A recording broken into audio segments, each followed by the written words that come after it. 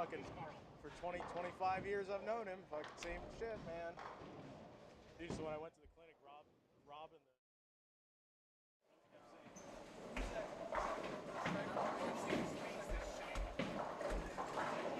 really cool cast. They're super nice guys. They're very intrigued learning about this. That's what I'm seeing.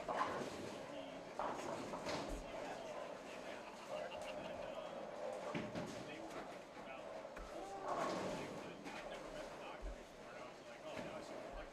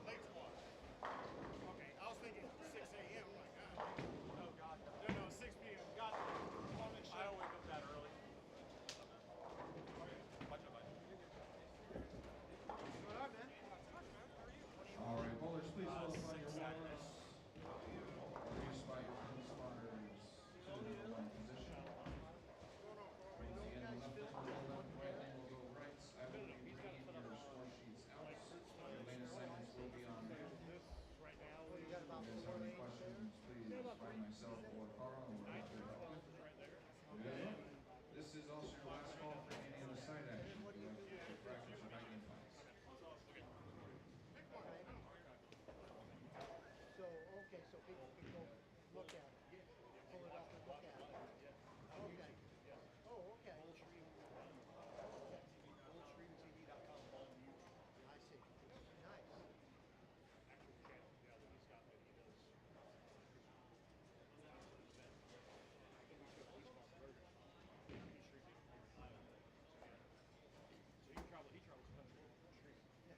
So you get to do some moving around. That's his deal, yeah. Yeah. Nice.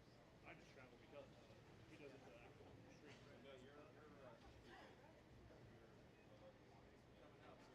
Absolutely. It's always nice to learn something that goes on and whatever it's about. Goal, but not at this age. Not at my age. It's not in the cards. But it could be. I do okay for my age.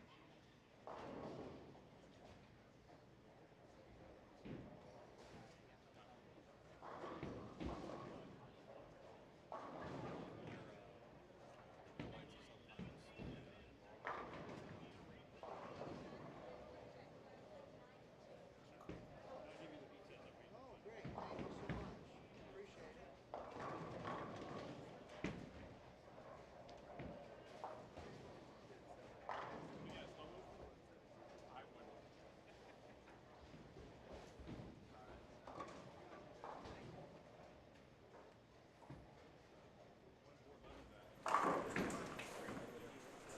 All right, good people of Earth, welcome back to the Agent Ong Open. This is Squad 2 here from Bowlero Kyrene in Chandler, Arizona, the Metro Phoenix area, where it is still 100 plus degrees in October.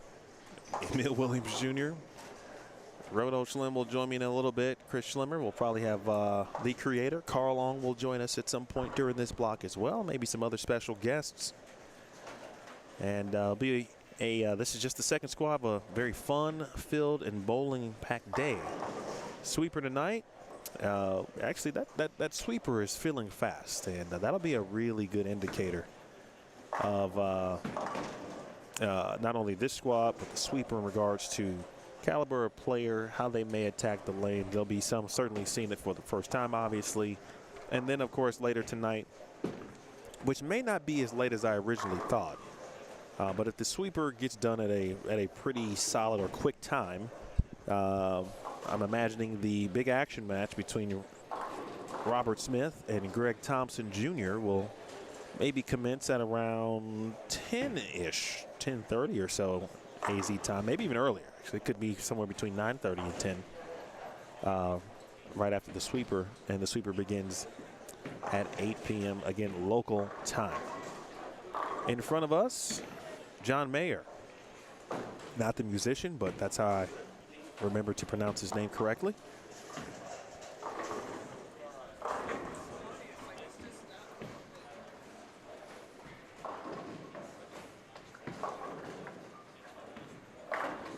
Kyle Ponzo, very nice shot there, and Kyrene Olmi, who as she walked in today, I said, man, you look very familiar. She said I bowled a couple of, or both Theo's events, which that's why I'm like, yep, that's it. And so she told me she recently finished third at the Cliff Castle TAT event that just took place, I believe it was 2 weekends ago, if my memory is correct on that.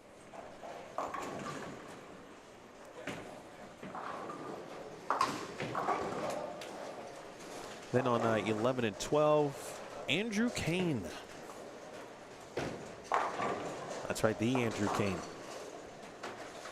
The recently, of course, you may have seen this, you may have not. But first of all, great break for there from Kyrene. As Andrew strikes here in the second frame, the USBC Collegiate Hall of Fame is now accepting nominations, and Andrew Kane will probably be a USBC Collegiate Hall of Famer. Maybe not in the first class, but he's going to be there. His resume goes way back. long-standing member, of course, of this bowling community and the community in general here Are you saying he's old? in Metro Phoenix. His Well, resume goes way We're back. all getting there. We're not getting any younger. Let's put it that I way. mean, but it does go back to his youth days. But yeah, as a youth, I mean, he had a, I mean, well, even as an adult, I mean, his career, definitely won. He's won at every level. He's in a lot of different record books and a lot of big stats he's got. So.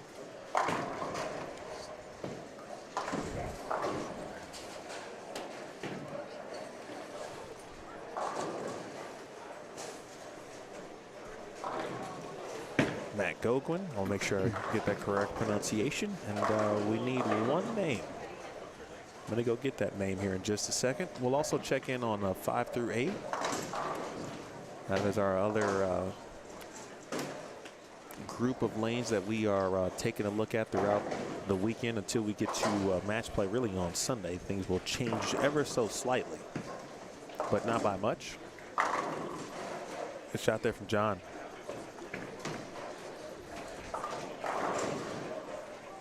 Hope all of you are doing well. Hello to Indie Bowl TV. Appreciate your support as always, Coco Jen. Hello, Michelle. Coach Nasberg in the building. PB Wizard in the building. And Bowling Addiction was first to comment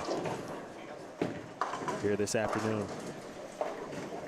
Rev Storm, that's a great question. One I was hoping that Theo made the announcement on. I may have missed that announcement. But there are a few more players in this squad as opposed to squad 1. So we weren't sure if the squad, or I'm sorry, if the cross will be the same. I will double check that for you here in just a second. I believe it's the same thing. Left lane's going left, right lane's going right. That's going to be the format throughout the week. Well, there you go. You know, and one thing that Carl did mention was there are 31 entries this shift. And by the looks of it, there's only, what did I count? 1, 2. Is there only 2 re-entries from this morning? Or is it 1?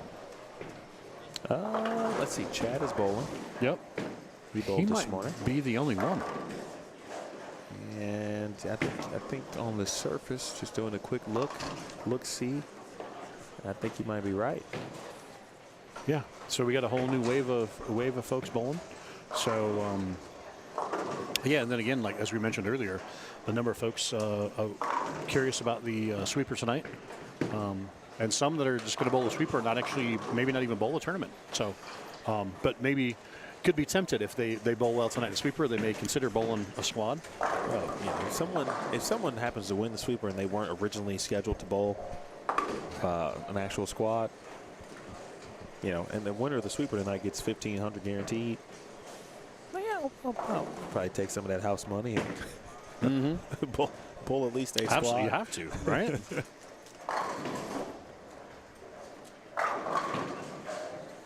Oh, good call.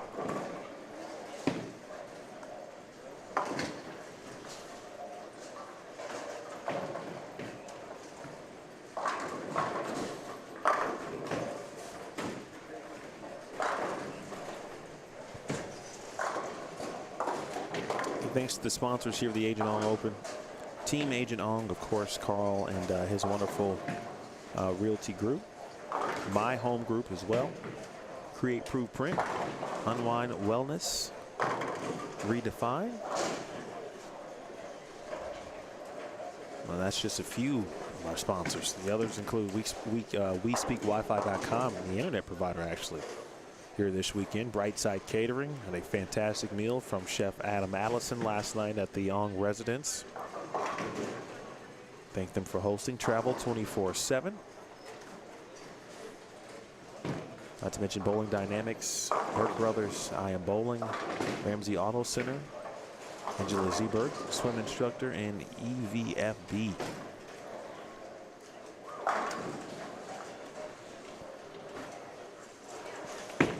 All right, so we'll get into what took place during Squad 1, just to kind of give you an idea. We'll also get into bowling happened in Squad 1. Did happen. Yes, it did.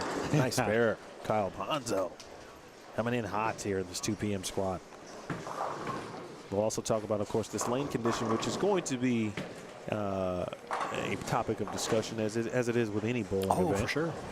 And without seeing, or Carl did not release a specific graph, Right. but he did release the additional or perhaps main details of length, volume, and ratio, of which they are 42 feet, 34.5 mils. And then let's just throw it on the screen for you real quick. 1.67 on the left, 1.83 to 1 on the right. We saw a few different things, especially on the fresh and squad one. One thing I'm noticing already, there doesn't look to be a ton of players close to the gutter, at least to start. And that could be certainly some knowledge, what they saw obviously during their own practice, the 10-minute practice session here this morning. I'm sorry, before they started. And or maybe they popped on, Bowlstream TV, watched a little bit this morning and said, okay, I'm going to maneuver my game plan around this particular strategy. Although, I watched Kyle Ponzo throw a couple of shots in that direction, but he was using a different ball at the time that was actually able to get back and recover from that area. Correct. And, I think it's one of those things we talked about earlier in the fact of now we've got more players. We've got 31, so we've still got 3 in a pair. Some folks were watching maybe not as much surface this squad because they are playing a little bit flatter, but I think the other part of it here too is with that, and what I mean by that, playing flatter is the fact of they're a little bit cleaner, so maybe there's some of the house residue that was wiped off with this strip and re-oil. So we're seeing some folks trying to use some shinier balls, or maybe, like I said, not using as much grit surface-wise, because maybe they felt they can actually make a shape on the lane. But again, I think it comes back to, like we've discussed, the rule of 31 type thing. Which gets it into the spot of around 11 down lane, with it being 42 feet. But I think another thing I just kind of made notes of, Emil just had that, the pattern details up there. And I think one thing to notice here too, folks, is the actual lane oil being used. So both tank A and tank B in the Kegel machine is actually curved. So we discussed it and we talked about it earlier, the different types of lane oils.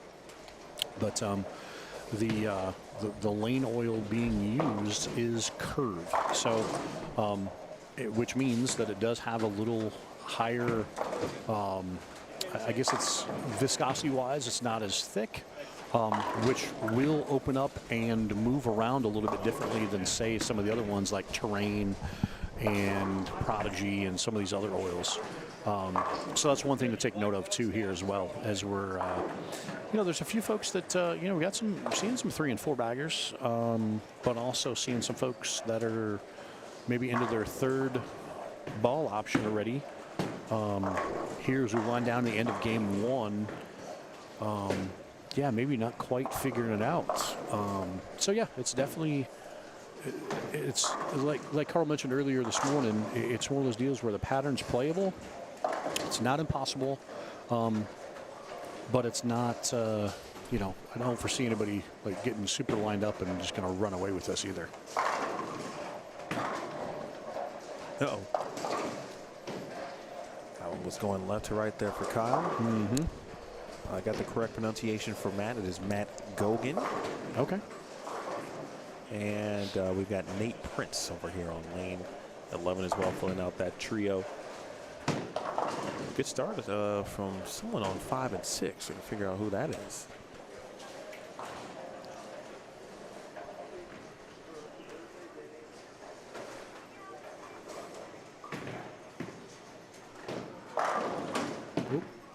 Again, unforced errors whenever you're missing single pins.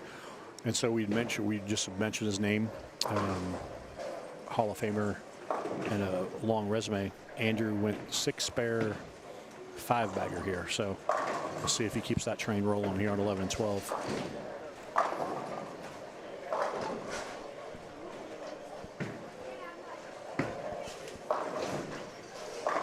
There it is. the Schlum Cloud. I am hot today, folks. Hot today. All right, so let me throw this out there real quick. There's a movie, and I've referenced this when I refer to Black Clouds. It's a movie with Denzel Washington, pretty early in his, not early in his career, but like an earlier Denzel movie. And I think John Goodman's in it, and there are officers or detectives. And there's this spirit that kind of travels from body to body. It could be in an animal. It could be in a person. Like, it's a wild movie. It's a good movie. But that's how I liken the Black Cloud situation. Today is Chris. Today it's definitely Roto Schlem. Schlem is definitely in the cloud in every sense of the word. It's so much, in fact, I got to give. He's not on camera, so he asked me. He said not to say it whenever he was on camera. So Marlon's over here to our right, and he goes Schlem, which I never met Marlon before till the lunch break, and he goes, I need to ask a favor. And I'm like, yeah, man, what's up? He goes, when I'm on the live stream pairs, if you're talking, can you not say my name? Because I don't want to be clouded. And prime example of what I just did, I guess, to Andrew right here. You know, I'm like, oh, my man's got, spare 5-bagger. And then he goes 7-2. So, yeah, that worked out well. So, yeah, looking at, again, like we saw this morning, a variety of scores. Who's up on lane 4 there? What does he got? 80. He's at 240 if he catches this hit right here. Yeah, there's a couple scores over there. That's a pretty good pitch. That gets him into the 240s on 3 and 4. Yeah, and a variety of scores like down here to our right. And again, very few doubles, couple 3-baggers, but again, when you pair that with 2 or 3 opens, it doesn't add up exactly quickly. So yeah, we can't see way down there now, because now with the size of the squad, we're all the way down to current. Well, this squad is lane 3 to lane 24. We're down here left of, we're actually sitting right behind 9 and 10. So we're not going to be able to see all the way down there, but you can just tell by the scoreboard and the connect the dots, or connect the circles, if you will. All right, 5-3. Yeah, so it's a interesting play. We saw a variety of stuff, and Carl and I went to lunch on the break. And, one thing he mentioned, he asked me, he goes, hey, did you see anybody using the urethane? And I said, man, I did not. I saw a lot of folks using bigger balls. I didn't see any urethane that first set. And what's funny is we watched a few, because again, this is all new folks here on this squad. A few people tried urethane, and I saw a couple people hit the 1-3, and then the next shot missed the head pin right, and they're like, yeah, I'm going to bail off that option right now. So we got a 180 on lane 9.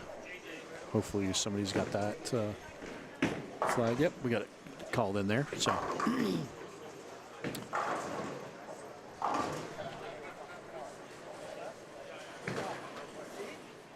220 there, the leadoff bowler on 5 and 6. Yeah, that was Justin Sims. Okay. Appreciate Jacob for the assist there. And then the 248 game was Tim Simonis. Tim Simonis shot 248. So some really good bowling going on over on those pairs as we just saw. Mm-hmm. It's a little PIP here.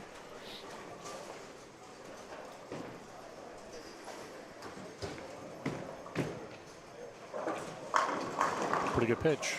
Can't be mad about that.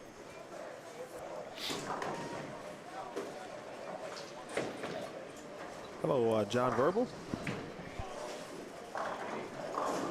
Yes, John, I talked to Kyrene briefly as she walked into the building. I just said, man, you look very familiar. And she said she had bowled Theo's events. And I said, oh, that's probably where I've seen you before. And then she did mention her great finish at your event, the Cliff Castle Classic, part of the TAT series.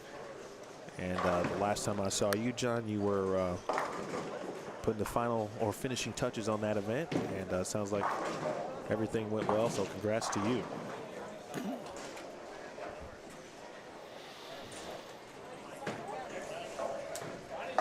And we're back to, just like this morning, a couple of people got you know, obviously this first pair, they got to practice, so it'll be interesting to see as they move this into the game 2, what they see when they go to their next pair. But we got some folks that are talking to themselves, shaking their heads, going, maybe that wasn't the right ball. So, you know, get to the next pair and hope that it's a little different, or is going to be ball changes and zone moves. We'll just have to wait and see how this all shakes out.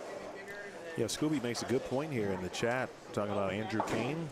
Interesting to see how he plays the lanes with 3 on a pair, or 3 lefties specifically. Correct. One of them is going to go right, but it looks like Andrew and Matt, or no, I'm sorry, Andrew and Nate Prince are crossing together, so there will be 2 lefties there. Yep.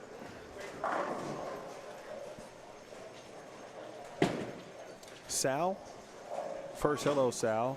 Second, yes, Robert Smith looks like he's starting on lane 17, which you are correct. You cannot see him right now. The good news is that he's moving left, and will be moving into camera range.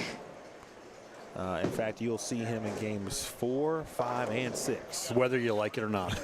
So we will see. I don't know if you're ready Smith for that much maximum bob, as it used to be called. He said that one still kind of sticks, but yeah, for those who don't know, we were talking about it a little bit last night. You know, Robert, and we mentioned it, touched on it earlier.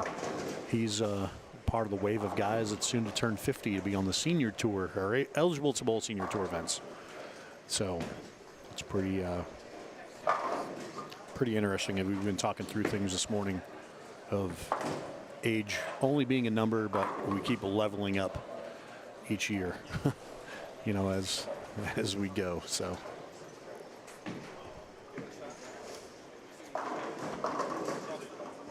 Wow.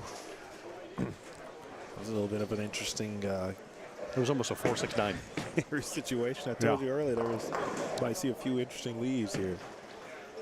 214 though, nice start by John Mayer. Like John Mayer, but not the John Mayer. Correct. Gotcha. But yes, as I mentioned this morning, that one, not the other one. Right. You know, the Mayer. He doesn't have a guitar. Let's just say this one doesn't have a guitar with him. He's got bowling balls. The Mayer Meyer situation. Yes. Always troublesome. So it is John Mayer.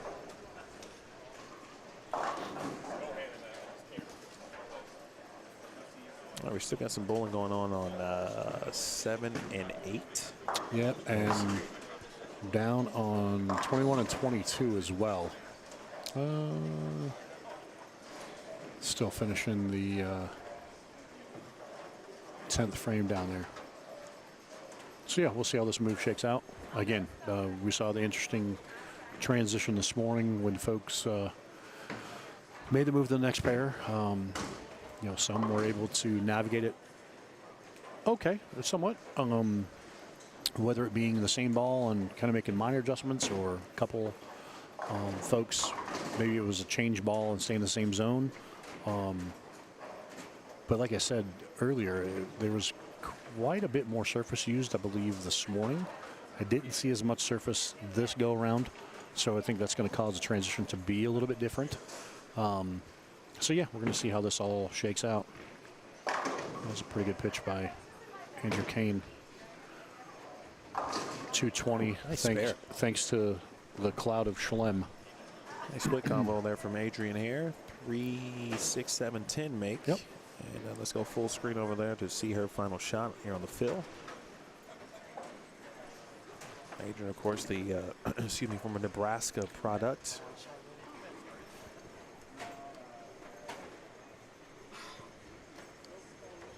The daughter of PBA champion Mike Miller. Niece of PWBA champion Dana Miller Mackey. Yeah. All right, 9 through 12, 5 through 8, all done. Looks like everyone is done with game number 1. And we move to game number 2. I just posted a roster in the chat, folks. So if you're curious about who's bowling or who's currently signed up, and again, there we talked about the propensity and likelihood of walk-ins throughout our remaining squads here in the next couple of days. That's a big word. He said propensity? Propensity. Propensity. Propensity. Wow, I hang out with him. I'm going to learn some stuff. Like big words. Propensity. Propensity. Yeah, perfect. I don't know. We're going in and out, up and down. Yeah, we're working Side to on. side. We're doing the Spot checks. We move it slightly check, until check. Carl says he can hear us. All right. See, earlier I thought we got lucky, and I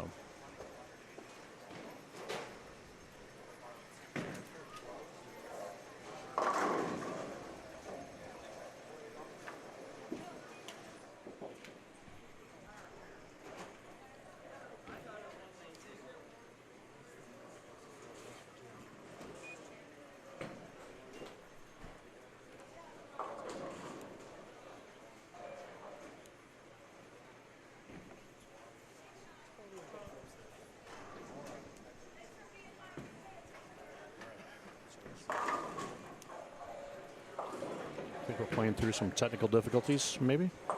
I wouldn't call it that. I've had those before. Oh yeah. So this is just a This is like a glitch. yeah. The Matrix is glitching. How about? I wonder, is it just his? No. Whenever you touch those, my ears go in and out. I can. Okay, gotcha. Yep.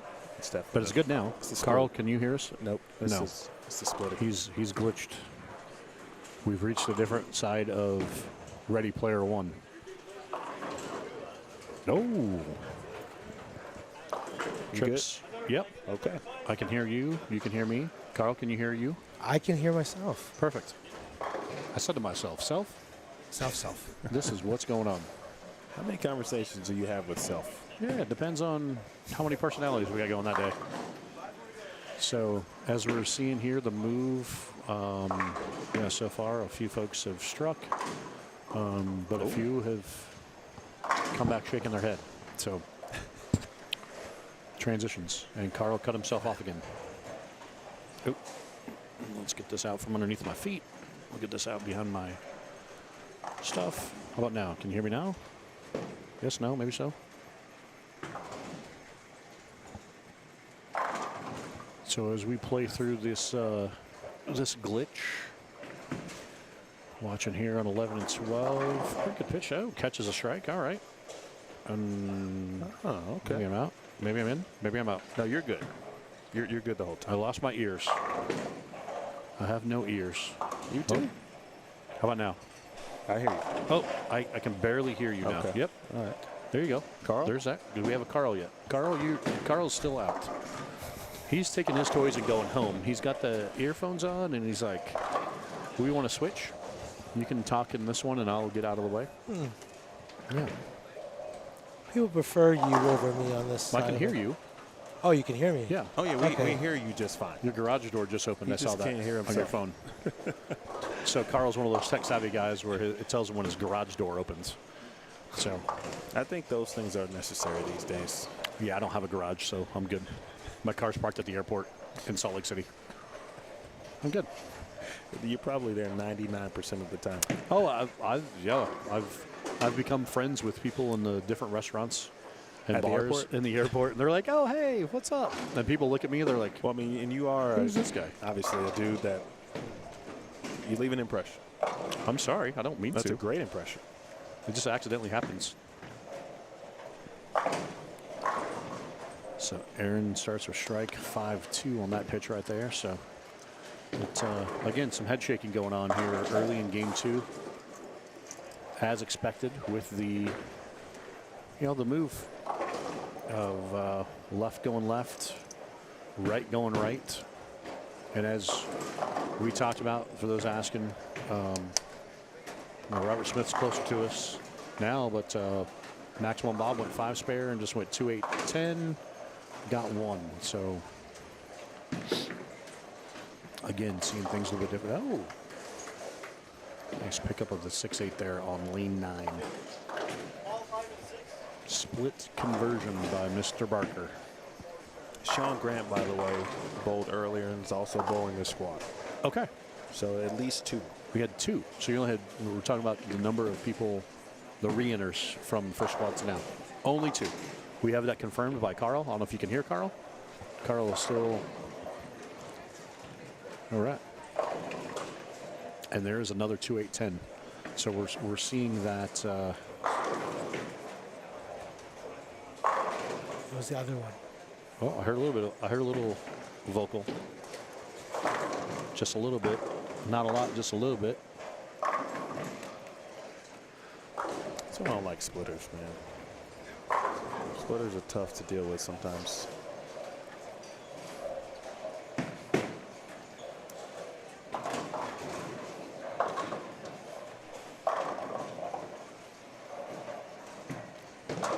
There you go. So, I don't know if I can hear you guys. Yeah. I can hear you guys, but I don't know if you can hear me. I can hear you. You're all Okay. good.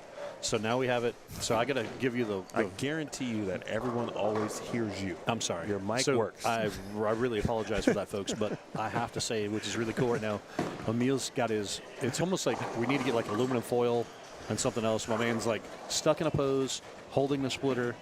And Carl's like, a little bit, don't move. So my man's like stuck here with his right hand in a lock position to ensure that you can actually hear us. I'll after this game, I'll take a look at it. Okay. Actually, You said you don't like splitters, so obviously it's something with the splitter. And again, any technical folks out there could help us with the.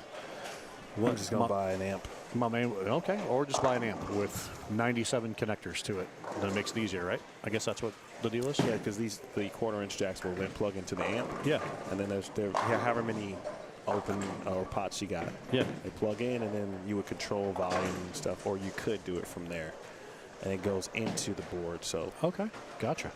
or I'll just buy 4 more splitters and return 3 of them. Or maybe just buy. Maybe just buy an amp that will help facilitate I'll buy them all. Yeah, my man. You never know what's going to work. My man's going to go to Radio Shack after this next squad and get it all dialed in. Coco, that's a great idea. No, it really is. That is. Well, I thank you for the ability to hear you both right I don't now. know. So I thank don't you. know if I don't know if you want to thank us for that. So before we forget, I don't know if you mentioned it earlier, but it is Andrew Kane's birthday. Is it today or tomorrow? It's today. It's today as well. It is today. For some reason, I thought it was tomorrow. Okay. Nope. He Oh, is, happy birthday, Andrew. the sun has moved around the earth for him this year, so he's good. And how many is that for him? Is he keeping score? Oh, goodness. How old is he? Is he one of those guys that keeps score? Is And he how? keeping score? He's not 50 yet. No, I'm older than him, for sure. 42? I could be insulting him at 42, so I don't know. Okay, I'll have to ask him. Aaron Yamamoto with a good shot. After the open frame in the second, the 5-2. Obviously, I think it's one of those things of, I talked to some bowlers after they got done the first squad. I think it's one of those deals of some folks can actually move left faster than what they thought. And again, like we talked about with the Chirpenerie oil, and then the fact of, and Emil, I don't know if I think you were out of here for a second, but the fact that it's Curve oil on the front tank and back tank. So Curve has a different viscosity and it breaks down different and moves around in the lane. What's that? No? Yes, no, maybe so? Pointing? Oh. So, but yeah, it's,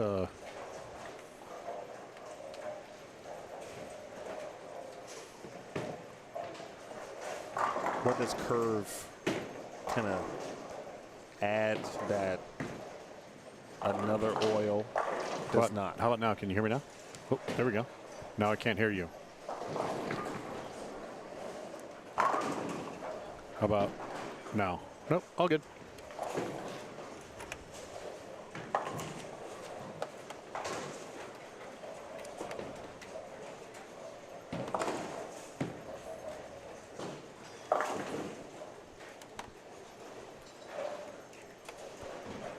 Bingo. What does Curve provide that? So like I was mentioning, Curve, I mean, obviously the different kinds of oils are different viscosities, and so when they break and move around, they transition differently. And so Curve is, one of those ones that it is what its name is. It does open transition a little bit faster. and Aaron with the messenger bird dog to get the 10 out. So that catches a 3-bagger there. So that just adds to what we saw this morning. But the fact of it still comes back to, like we said, we haven't seen the actual graph of how the pattern is built. We just know the overall length and the overall mills. So as we're watching some of the folks transition in the second game, a couple folks are catching, here on 7 and 8, we got double spare strike. We got a lot of folks that are connecting some opens. That's not going to add to the score very quickly. So it's I think the key word for this entire event, it's going to be game to game, is transition. And again, from practice to start to each game as everybody moves. See how it all shakes out. Got a chance. Good shot. See, I'm doing as my man asked. I didn't say anything, and so that gives him a double. So Marlon's a good dude. Mm-hmm. We met. He came to the Tucson Open. Okay. And 2019 PWBA Tucson Open. Okay. And I believe that's where we first met. And he bowled Cactus Classic, Theo's event. And then, of course, here he is again. Had a chance to meet Mr. Barker here as well, but that was just literally earlier. Mm-hmm. And we have a mutual friend, Ryan Reed. Shout out to Ryan, former collegiate teammate of mine. Good dude, great person. I told Ryan literally, and we were talking about content earlier during Squat 1, just about being supportive of, if you're a bowler or a fan of the sport or whatever, or trying to learn whatever it is, try to consume as much cool stuff as you can. Subscribe to the varying channels out there. And I was like, man, I feel like I just saw you, Ryan. Like literally just saw you. And he was like, yeah, obviously I was just meeting him. I'm like, no, I think I just saw you. And he was like, YouTube? I'm like, that's it. That's it. He does a lot of videos with JR's Pro Shop. In Canada. We were in Vancouver. And they were just doing a string pin test. He's a Canuck. Yeah. Nice. Yeah, so he made the trip from Canada. He told me he was going to spend some time. I thought we were going to have a converted 710. That was close. He was going to spend a couple weeks in the area. And so someone, told him about the tournament. Bring your stuff, bowl. So he brought his stuff. And here he is. That's awesome.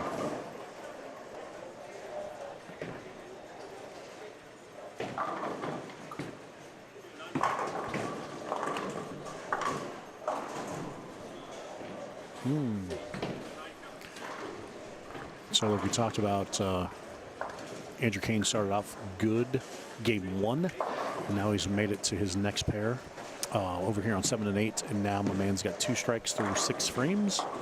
And now you got to wonder exactly what we talked about, the fact that if he's crossing with the lefty, that's going to be with him every game. What is the ramifications of that when in some cases the lefties are moving. I don't know how many lefties we got here, but sometimes, and I explained this at least 3. Yeah, I explained this a couple weeks ago to some of the youth bowlers. There was the one girl there from Chicagoland area, left-handed. Ashlyn. It's the deal of sometimes there might be 1 or 2 other lefties in the field, but you guys may never cross lanes. So maybe that you're on fresh every game that you bowl. And, obviously that was a learning curve for parents. Or parents kind of looked at me and, so we had a good conversation. But the same thing here is what we're seeing. It's going to be, some of the transitions, the number of lefties, and, if you go to a pair that, may not be any lefties traffic ahead of you. So you're going to catch the fresh on certain games, So we'll see how that shakes out too. We can see a lot of clapping and talking to themselves going on some of these pairs. Hello, Juan. Appreciate you tuning in. I am very happy to be here, partner with Carl on this. You know, one thing I don't do, and I never do, is take for granted the ability to be able to essentially do what I do. Stream, go around the country. Yeah. And, and from a channel perspective, I'm still kind of a newbie in that sense. And I am working all the time to grow Gulfstream TV. Yeah. And so I do appreciate, events and, that do want to Opportunities, partner. Absolutely. Yeah. Because they don't have to do that. They don't have to, but many reach out and say, hey, I heard you before. I know you do cool stuff. What can we do? That is it. Yeah, and that was one of those things and I'll be honest with you, it was one of those deals like when Carl and I talked however many months ago. Sure. It was one of those things he goes, dude, I think I want to live stream it. I'm like, okay, well, there's folks out there that do it. I mean, I personally, like our team with, Gary and Blair and Leanne, and then when we have SYCs, they've gotten to where they have a setup that goes with SYCs. Oh, yeah. And those guys, they do the morning bolt and all that other stuff. Absolutely. They've kind of learned how to do that stuff, and they got all the capabilities that I'm like, I don't know. I said, I can't do it for you, bro. I said, but there's people that can. And your name came up pretty quickly, and it was shortly thereafter. He's like, all right, so Emil's booked. I'm like, well, there you go. That was easy enough. The man said I want to live stream, and he got live streamed. So I appreciate him reaching out. And I think Robert Smith was involved. I think from hey, who does this? You know anybody? Yep. And through one call, shout out to Craig, and then to another call because Craig obviously sold it to me. So now, yeah.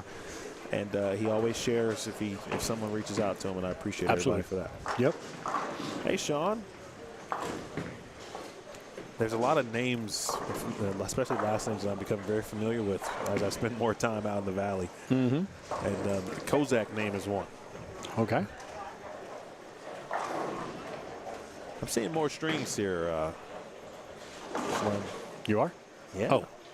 Yeah, a couple. Well, prime example. So, and Chad even talked to me before the squad started. He goes, I kind of had a game plan this morning. He goes, I kind of bailed off of it. He goes, I probably have to be better this go around of seeing what I'm supposed to do and what I'm trying to do.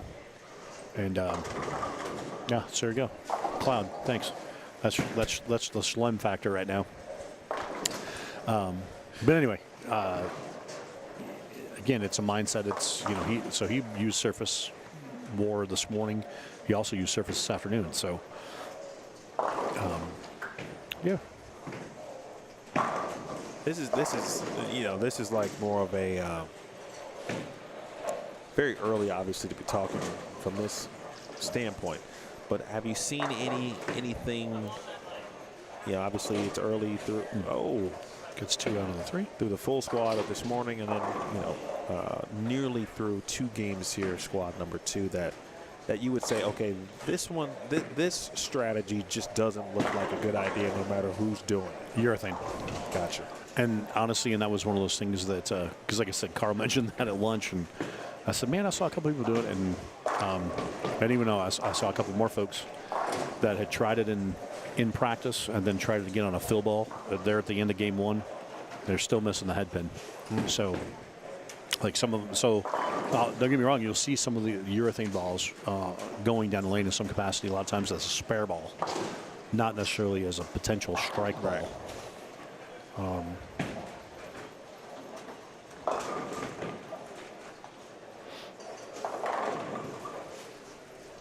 And yeah, it's just one of those things of, you have that defined kind of zone or that little tuber window to play in. And I think it's one of those things that as we get more bowlers and they get more, I think when they get more antiquated or they maybe see the transition faster or see their ball do a certain thing faster, I think that they'll move in and make the right moves in, because this is almost, I can tell you now that I'm sitting here and you kind of threw that at me, Emil, it's, what I'm vibe-wise, I'm almost getting many years ago seeing this type of shape, some of the U.S. Opens back in the day. Like, in the deal of you have to kind of play close to the track kind of to start, and then as it opens, you have to find where you can keep it in almost like this little tube, because that's the deal of, and we're seeing it still, if you leak it outside that little tube that develops, you miss the headman right. Like you can wash out or get 3 off the right.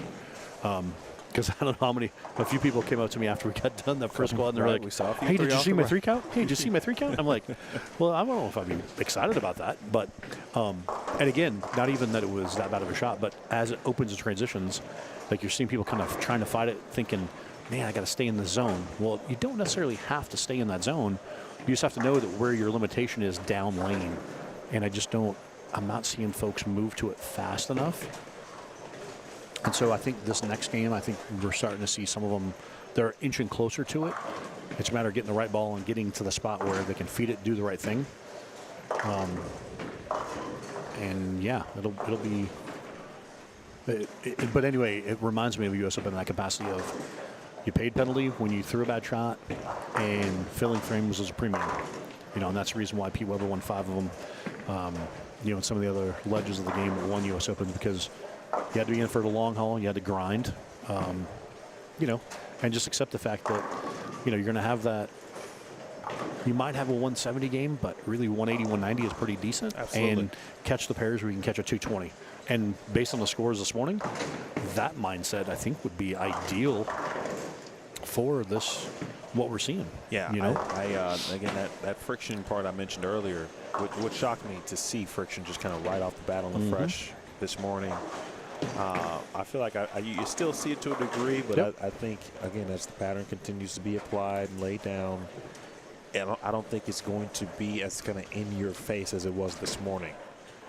Correct. To begin the tournament. Yep. And I honestly, I talked to Dave Sorgigliano about that whenever he got done. He was in the shop before he went over to his other location, Bowling Dynamics here in the Arizona region. He made mention of that he's like, it's the friction. He felt the house memory was visible, because he's here all the time. He's got the pro shop here, and so he's seen a lot of bowling in this building. But that was actually a thing that he referenced of, this is going to be a little bit different this afternoon because it's going to be a strip and reel and applied. There's nothing in between. There's no house pattern being applied. This is the actual tournament pattern again. So, yep. I believe Aaron got to 208. All by himself. Even there with the 52 in the second.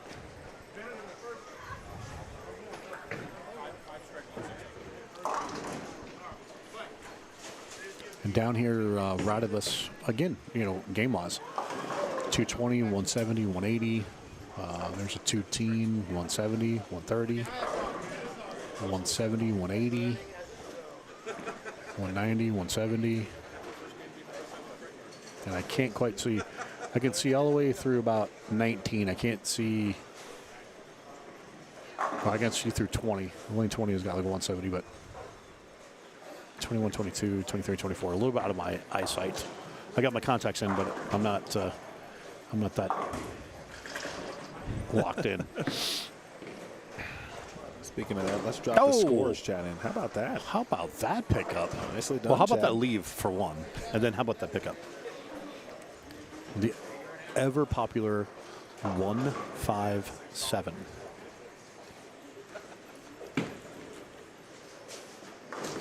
And I used to tell the girls and guys all the time when I tour repped, don't leave anything you can't pick. So, obviously, Chad knew he could pick it, so that's why he left it. All right, I just pinned the scores link for you up top, the Bowl TV chat. Mentioned that 248 game from Tim Simonis. Of course, that was the high game. Followed by Justin Sims, 227. GT2, Greg Thompson Jr., who will face Robert Smith later this evening in an action match. 5 games, $1,000 per game. We'll have that for you here on Bowlstream TV. But GT2, 226. Andrew Kane, 223. Again, that was game 1. We saw John Mayers, 214. Ed Godbout, who was watching this morning's squad, is now bowling. 200 even Brian Hairshot 196, Robert Smith 193, Michael Johnston 192. So just to back up, you just mentioned his name. Andrew Kane had 220 the first game. He just had 188 that game. So gives almost the majority of it back. And again, it's just the nature of the beast moving pair to pair. So we shall see how this all plays out. Well, we'll see Brian Halen. Oh, it looks like I was one game too early. Maybe Robert Smith began on 17. Yeah, I believe so. Because he's right here in front of us, 9 and 10 now, right? Or I'm sorry, maybe he began on 15. I thought he was on 17. Or Sal, here we go. Robert Smith will join us here on 9 and 10 momentarily. Obviously finishing up things here on 5 and 6. Sean Grant finishing up. Looks like Kyle Ponzo finishing up, or just finished. He's got a, he's going to take a field shot. Be in the 170s with good count.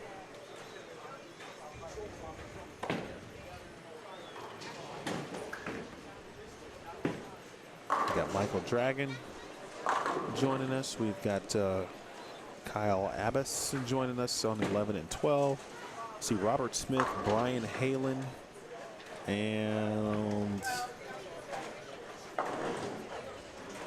someone in a minute. Yes. On 9 and 10. We'll go with that.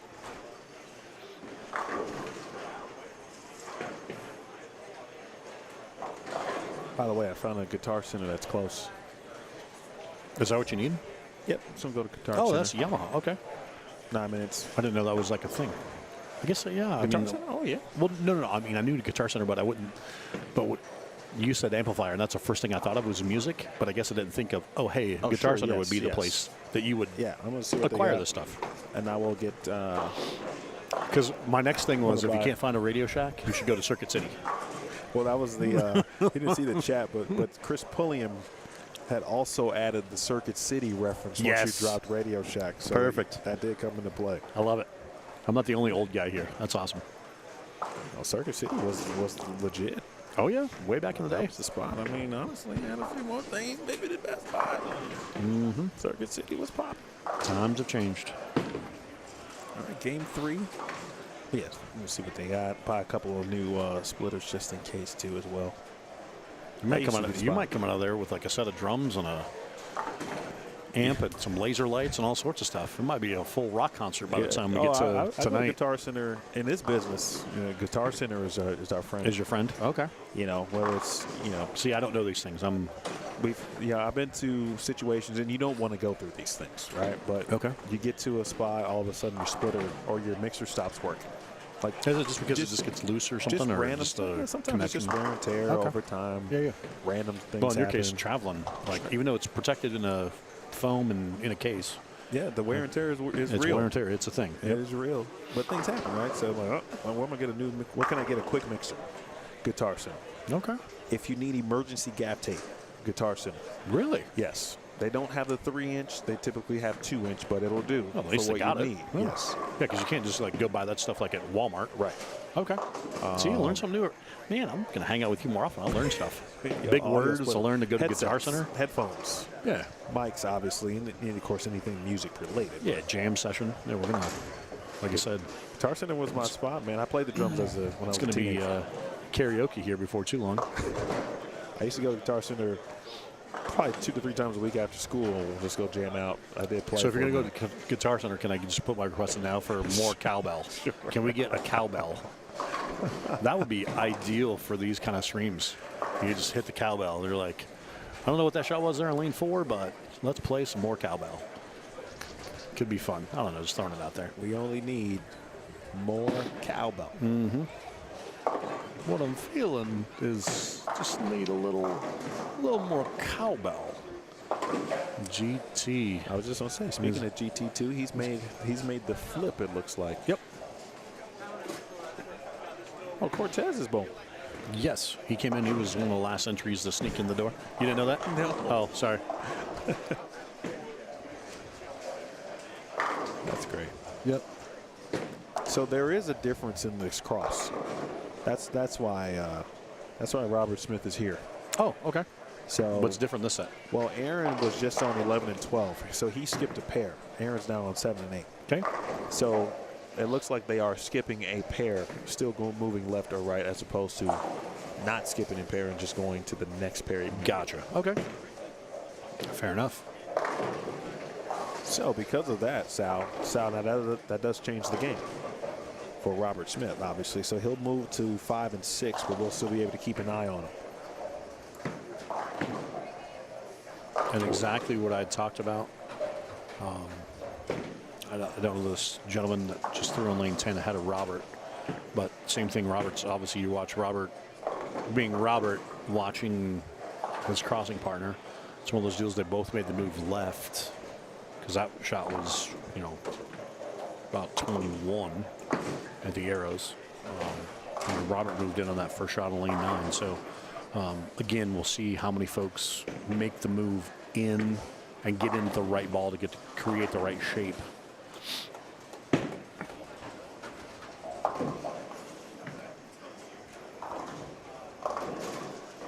Oh, backdoor 2. All right.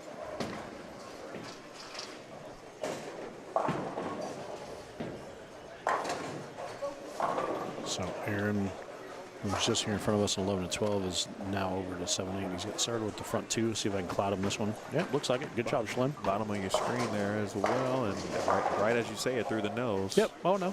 I'm telling you, it was cloud 100%. But Robert Smith here obviously made the ball change and made the zone move left. And those first 2 shots on 9 and 10 were 10 back, 10 back. So he may be getting older, but I still think he knows how to bowl. I'm just going to throw that out there.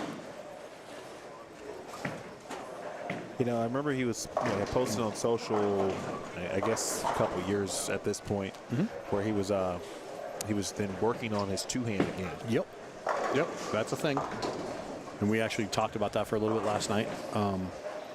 He's learned it. He's, you know, added it to the repertoire, if you will, added it to the tool belt. But it's not a, you know, it's not one of those things where he's going to jump and go to it.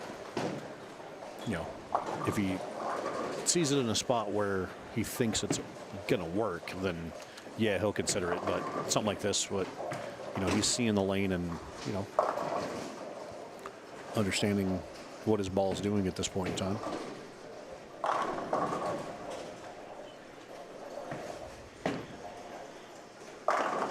And there's that little tube like I was telling you about. You know, he actually just, this previous shot there on lane 9, tripped a 2 forward, but in that little zone of kind of keeping it in that tube. Let's see if Robert went farther left, yipped it, and catches all of it. So he's not going to be mad about catching a turkey there. And when I say yipped it, it was one of those things where he just cut it short and he elbow got around it a little too quick and he didn't have a chance to get it to feed right where he wanted it to. So.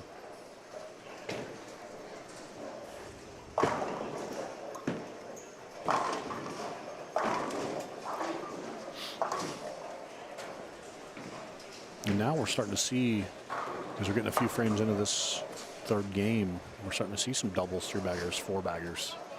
So,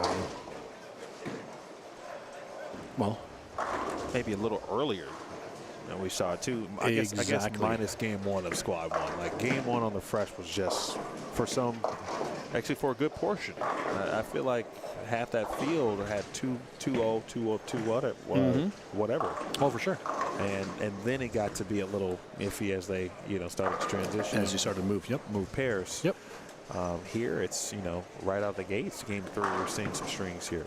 Hook a little. Of course it would. It's Robert Smith. Why not? All right.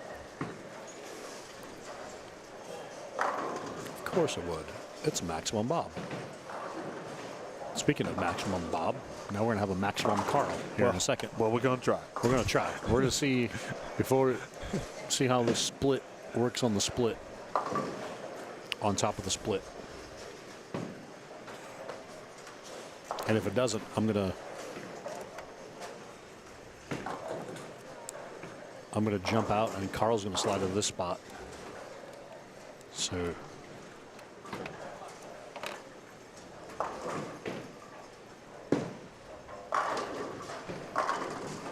and pushes it. Yeah. Michael Dragon's got the spare 5-bagger here on 11 and 12, so it's a pretty good look. Kyle's got nothing. So obviously we got some splitter issues, so here's what I'm going to do. I'm going to jump out.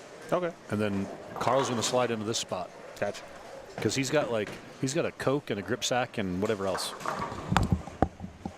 He don't have to take his headset off.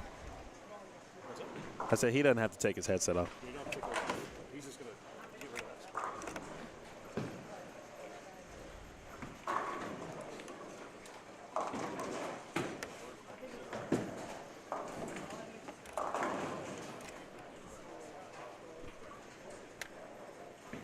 And boom goes the dynamite. Everything good? Yeah, yeah. All right. So I was telling Slim, there's a Guitar Center 9 minutes from here. I can run. No, no. I shouldn't have told you, because that would be your offer. Of course. Now I'm gonna go after the squads. Okay.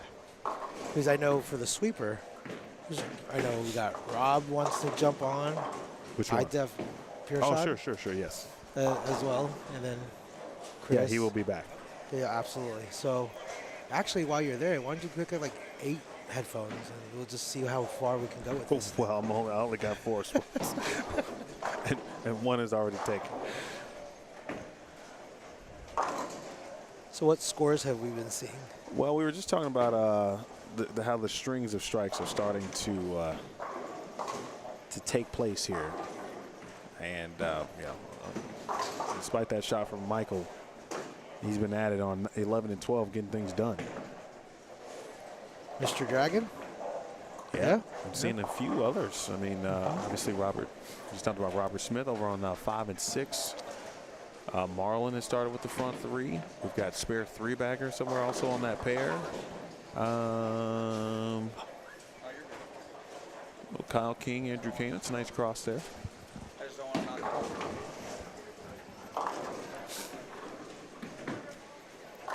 Speaking of crosses, so it took me a game because I was counting how many games we'd see Robert Smith. Someone was asking, and I'm like, well, he's down here a game early. And so then we realized they skipped a pair. Yes. So we did not do that the first squad. Correct. Just because of the simple fact that we didn't have enough players in play. If we were to skip a pair of the first squad, they would have continued to cross on the same pairs over and over again.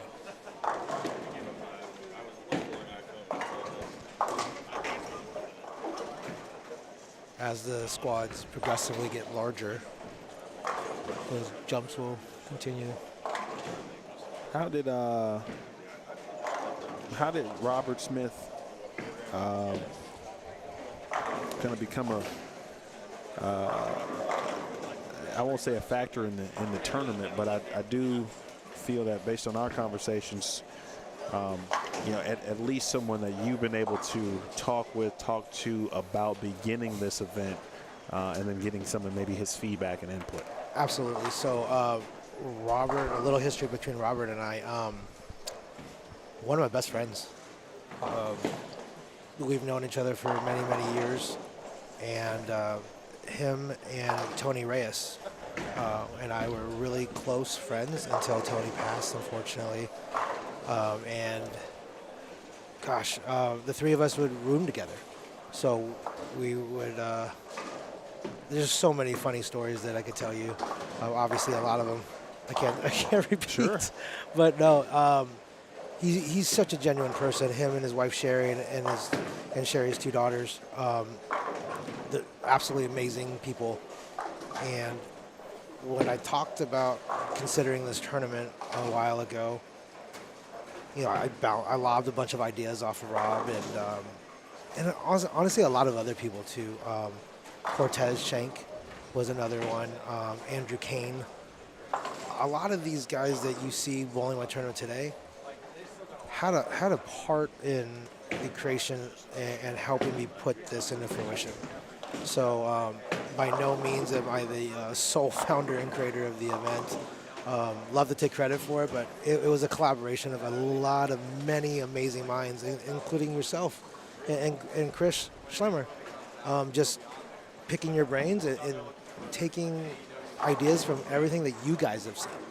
Because collectively, you guys have seen thousands of tournaments, and trying to pick apart, take little things here and there, and trying to morph it into something. Take the best of different tournaments and putting it all together.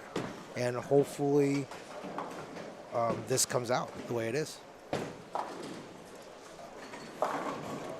But so far, so good. The feedback has been great. It's always a plus. Absolutely.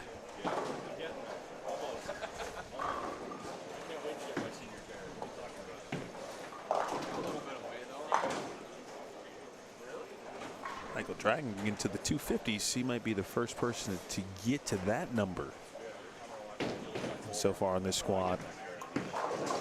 What was high game off the last one? I think it was 258, 257. Let me take a quick look. We'll get into game 2 scores here in just a second. But I do remember Keith Dahmer shooting 255, and that was the high game. Got it.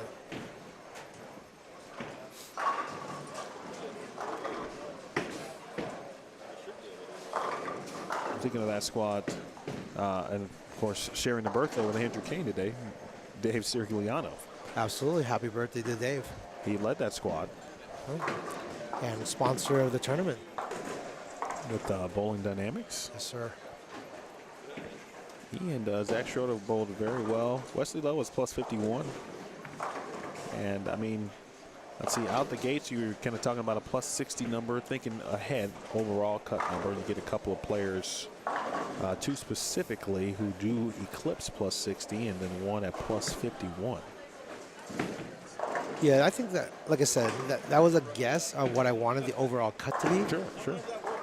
But we'll see. We'll see how close I am. I could be way off. and Rob with carries a Brooklyn here on a 277 pace, potentially, with a Brooklyn or two. You gotta take it. I don't know if you can hear him through the mic. Just a little more right, so it misses the hit. Oh, you're. I'd rather miss there than to the right. But I'm trying to miss to the right, but I'm afraid to miss to the right. That's awesome. Carrie, you scared of that little OB over there? Aaron, I love you too. So, is this the first where we put a bowler during it? Oh, okay. Well, do you want to take it with you? I might as well. We got length.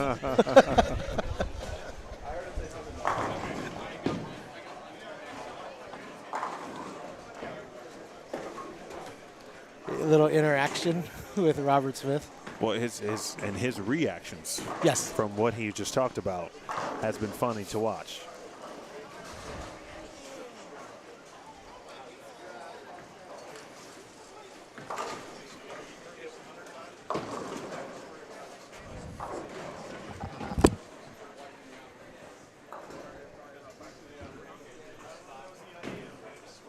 There you go.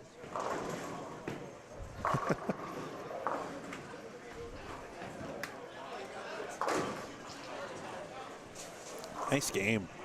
Michael Dragon, 258. That's the high game of the tournament.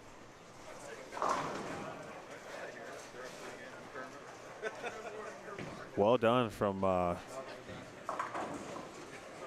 wow. Michael Dragon. Dragon has the new high game, right? Yes. You're the tournament overall highest game right now. Well done, sir.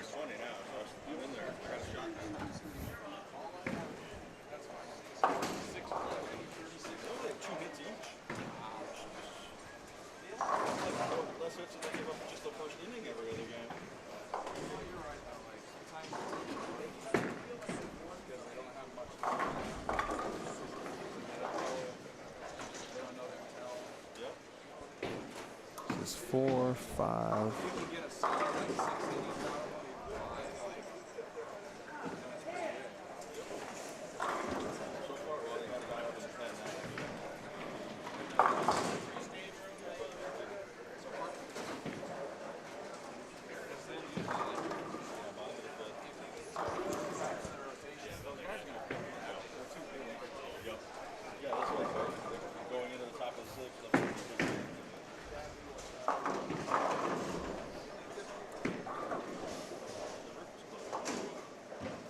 Ryan Halen trying to get something going.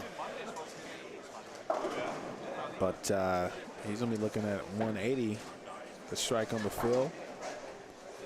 Yeah, just like that, we were talking about all these strings, and the only one that has maintained that between, not the only one, so far Michael Dragon has finished his string, I should say.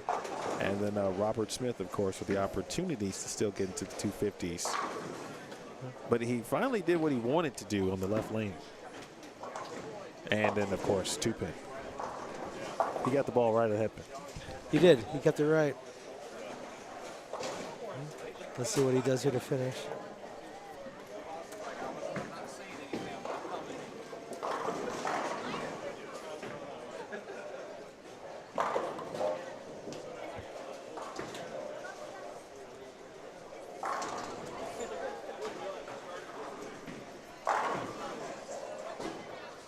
GT2. He's got 217 out there left. I'm sorry, 207, beg your pardon. Robert Smith. Wow. Oh.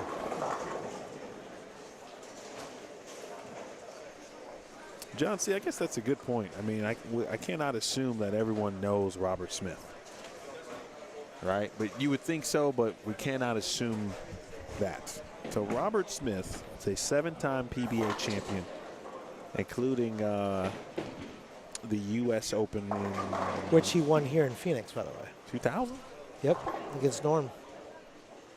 And when we talk about rev rate, again, in case people do not know who Robert Smith is. Oh. Oh. Sorry, Sean. Yeah, that was almost trouble. Robert Smith was, you know, I'd love to hear, and maybe we'll get a chance to hear that tonight. You know, someone like Schlem, who's, you know, been on tour from a repping perspective, right? Once we get to the action match, and at some point maybe even throughout the event. But when you talk about rev rate, it was Robert Smith, and that's it. In regards to highest rev rates on tour during those years, especially in his prime years. I've seen old videos of him, I think, World Team Challenge type stuff, yep. U.S. Amateur type stuff, and, you know, he's doing things, especially at that time, that were not heard of. Well, it's funny. One time we were hanging out, and he said, "Do you want to see a ball change colors down lane?"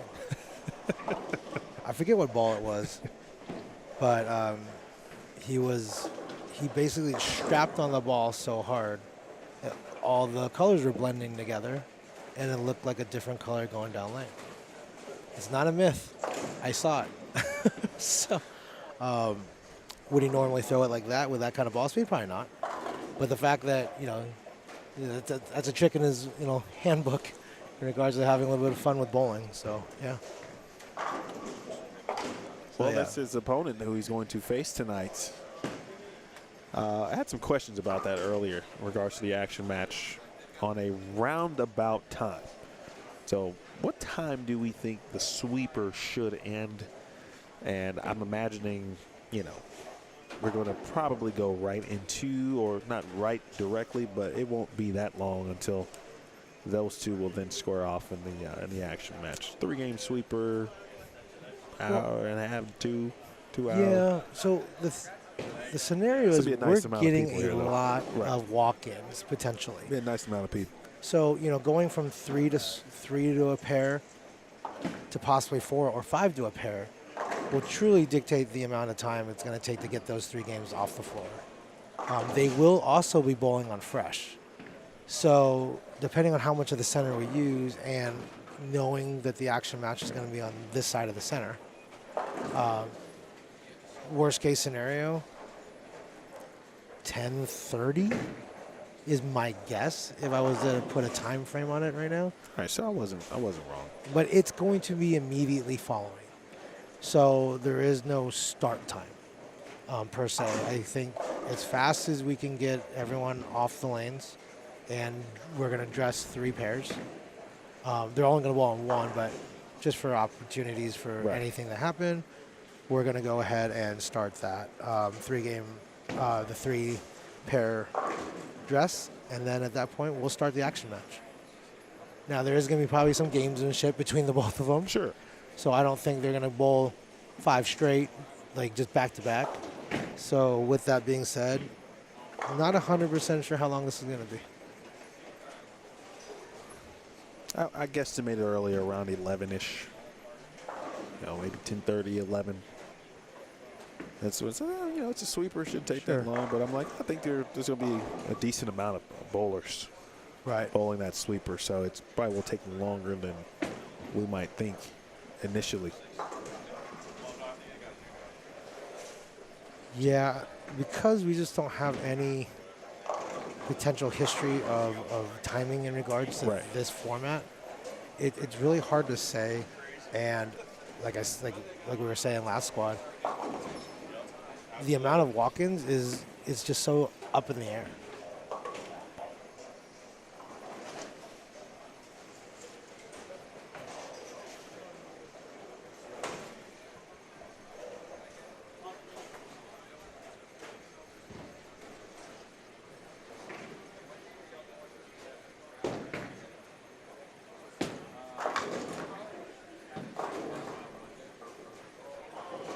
Marlin started well. But now spare strike to get on the 181. GT2 bounce it. Oh, GT2, was that a 4.67 right there? Nicely done.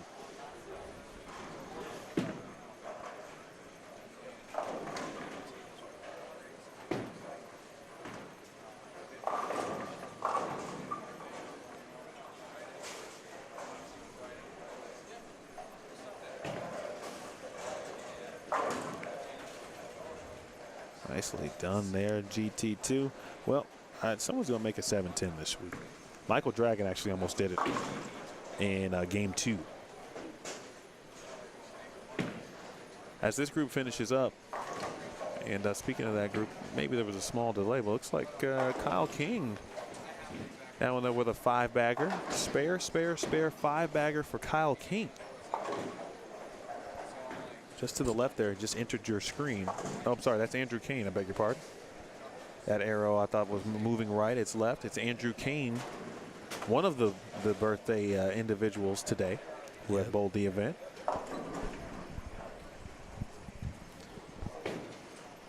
Not sure if Jen and their daughter Harper are watching, so I wanted to say hi to the Kane family as well. Did you know, fun fact, well, you actually probably did know this. What's that? Because you've known Andrew Kane for a long time, actually. So you probably do know this. Where Jen went to college. Yes, I do. Right. I do. You're like the one person that did not apply when I throw that out there. I was there when they met for the first time. I was at their wedding. I was in their wedding. So I flew out to Canada for that wedding. This is game 4? Yes.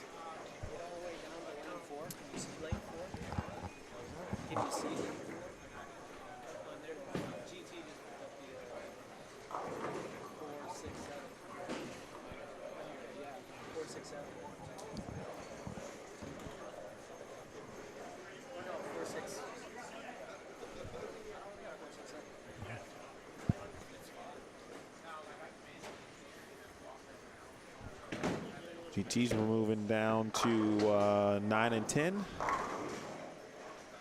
11 and 12, of course, already underway. Yeah, I did not see Cortez until I saw him now on 15. Like, oh, Cortez is bowling. Okay. That's one of the best young players in the sport, without question, has been for a very long time. I wonder how long GT2 has made an attempt to play out there, because there haven't been a lot attempting to play right. And we saw Madzwag do it early on in game one. For a few frames, and then he kind of made a minor move left.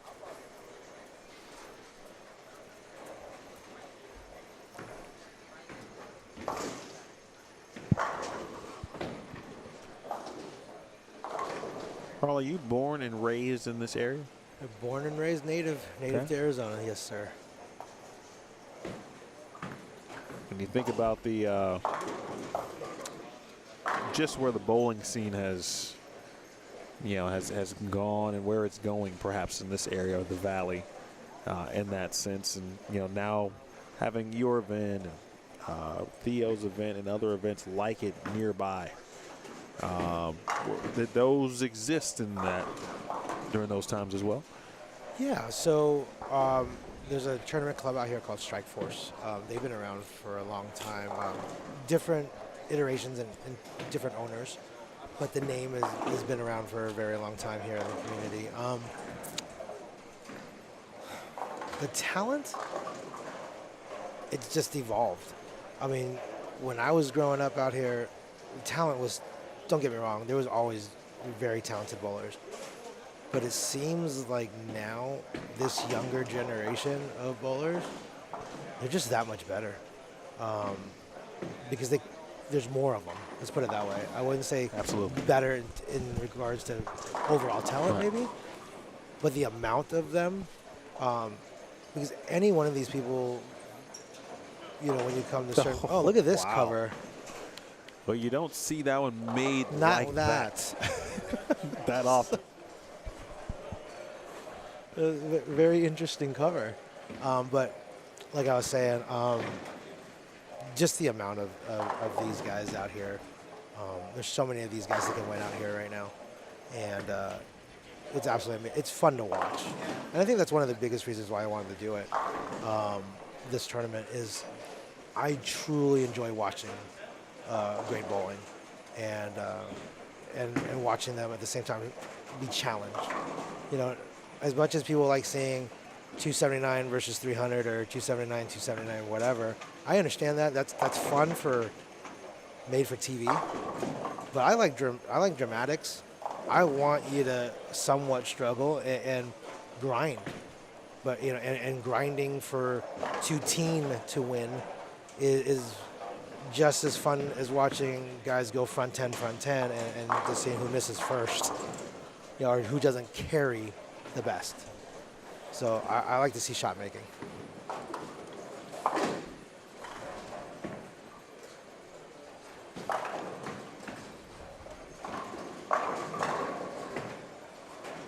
I agree, Kevin. There's a lot more for juniors to bowl, especially when I was growing up. You had your top dog events and maybe your Las Vegas invitationals over Christmas, but with the evolution of the JBT and all these youth events like Junior Gold and the Storm Youth Bowling that they have. SYCs? Yeah, I mean, it's just, the amount is dramatically better than when I bowled Yaba back in the day.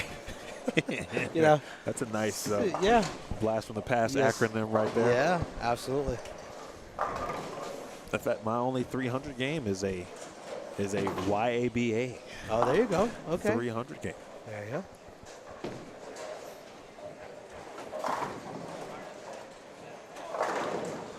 Robert with is that the 8-pin? Yeah, he's 9-pin. 9-pin. He's moved over to 5 and 6, and he's left Stone 9 to open up that game. Again, this is game 4, which means, because Theo has been awesome and getting scores out really quickly, they are available and updated after 3 games. Andrew Kane at the moment is the only player. Let me make sure I'm seeing that correctly. He is the only player at the moment plus. I got to look into that. Where's Theo?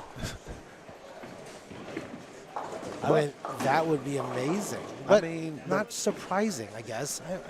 To be honest, I mean, I'm looking tough. at the scores, and you know, just of the players that I've seen, right, and looking at them, like, yeah, they shot that. Like, I remember them, you know, saying that. I mean, all it does is really take 2-0, 2-0, 190 and not be plus, I guess. Correct. You're right. I mean, and that's exactly what it is. There's been some big games. They've been surrounded by a couple of 180s, Right. a 170 in there. You know, Tim. By the way, Jess, Tim is on 13, and I believe he just went. Wow.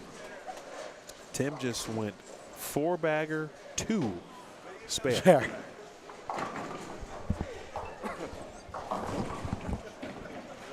How about that? But he is on 13 and 14. You see him on the right of your screen there a little bit.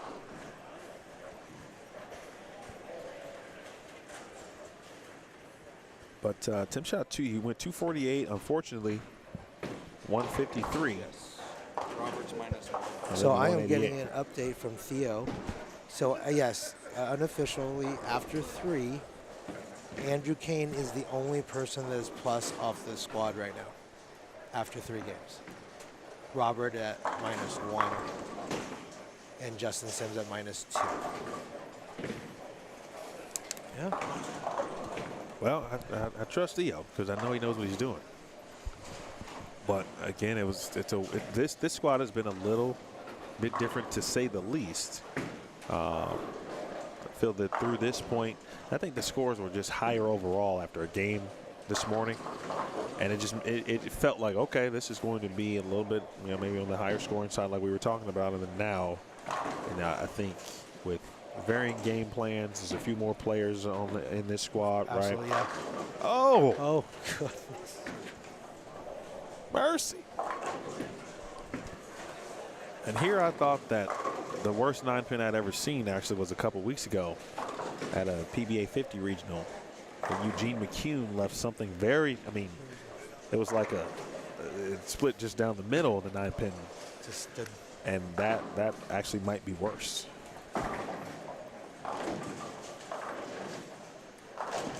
Also see that we had a couple of groups here with just 2 on a pair. So from a pacing perspective, there's a few who are bowling a little quicker than others for that reason. So GT's he's made the 4-6-7. He just carried what did he carry? 9-pin? well, he didn't carry the 9. I'm sorry. No, he carried something on lane 10 in the 5th frame. Okay, I did not see that. Got a one. good break. Yeah, Okay. you were confirming with Theo there, and then leaves this stone cold 9 on lane 9. Tim Simonis was 4-bagger, 2 spare, 2 on 13, And a double. and he could shoot 272. You know what? I should actually ask Tim, can you please try to finish this game strong? Which would be the high game. For 270. We're talking about the 272 potential here. Tim Simonis goes 4-bagger, 2 spare, double. So we're hoping that he finishes for 272 for the high game for the tournament thus far. 272.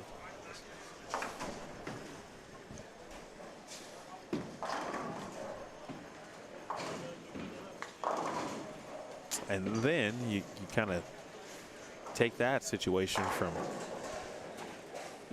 Kevin Robertson, and a washout that should have been made, and the headpin goes right around the 10. Bowling is a funny game. There's Greg. Thanks for that one to lay off. So I think through maybe a little bit of hand manipulation and perhaps a ball change, GT2 has gotten a little comfortable near the gutter, which is where he would love and prefer to play.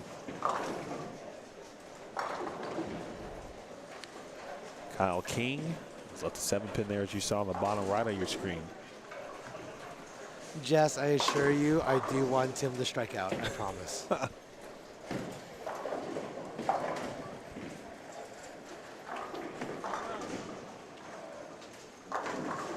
if you're just joining us, as we just talked about, again, I noticed, I'm like, man, Andrew Kane's the only player plus, which seemed surprising. We confirmed it with Theo. And so, let me tell you what just happened. Let me tell you what just, and Jess, you probably just saw it on the right of your screen. That's a 4-9. And unfortunately, it was off the hand of your husband, Tim. And as I told Chris Schlimmer, are you a movie guy? I am. Okay. Maybe you can help me figure out this movie. You two in the chat, folks. I mentioned this earlier.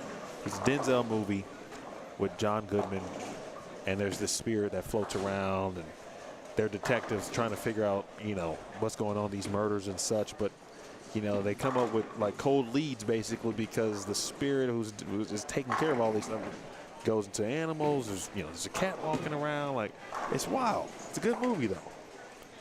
But that is the Black Cloud.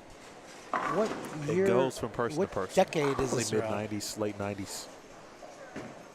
It's a Denzel movie? It's a Denzel movie.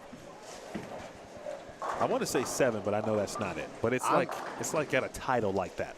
I'm perplexed. I have no idea. I don't know that movie, but I'm also That's a good movie. watching. I don't know that movie, and I'm also watching Kyle King's multiple reactions on the last couple of shots.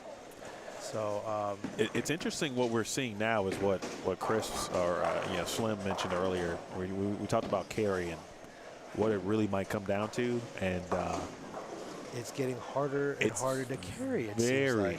difficult to squat. I've seen some good shots enter the pocket, but not being rewarded for getting it there. Cortez, kind of going through something a bit similar, right? He's coming back, having a couple combos, and obviously he's certainly one of the best in the area, but he's one of the best in the world. Yep. And he's like, okay, well, all right. And if you watch Tez enough times, like I have, I feel like I can kind of understand some of the things that he's thinking or based on what's happening. And but I think it's clear, like, hey, I'm expecting something to happen that is not. Thank you. Thank you.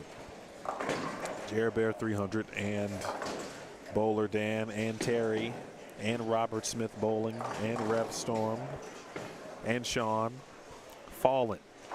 Well, I can type it in there now. Fallen. It seems like. Hold on. That's great. I just feel like people are kind of, all of a sudden, you got 100 answers of all the same answers. So. Well, every now and then there is a like a small little. I feel like it catches up. Yep. I just wanted to join in the mix. That's all. From a latency perspective. So perhaps maybe I just didn't see it, and all of a sudden Everyone knows the movie. refresh, and there's 2,800 Fallens right there. But the movie is Fallen. Yes, thank you all. Great movie. Well, it's good to know. I've never seen it, so. Oh. So, Greg, a little wide on that one.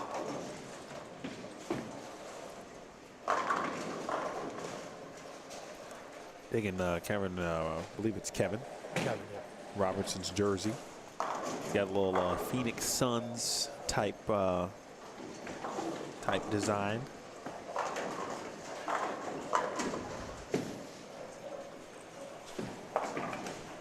Robert Smith, bottom of your screen there, still fighting it, trying to get that ball right on the head pin.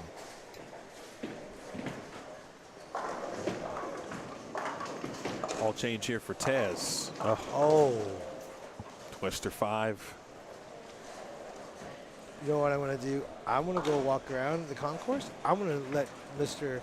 Schlem jump back in here and join you guys again. All right, call. I'll see you in a bit. Yes, sir. Thank you, sir. Let me know if you want me to run to Guitar Center. Oh, I'm going no matter what. Okay.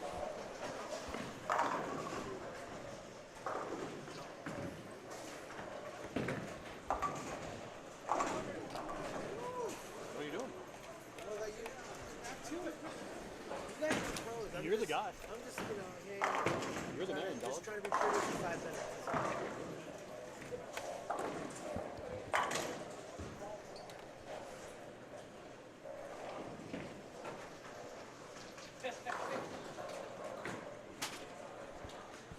Well, Shalem, it's been an interesting few frames. It has. Since you What stepped out. did I miss anything? And I feel like you got a chance to kind of walk. I did. See what was going down on the mid to high end there. Yes. Less strikes.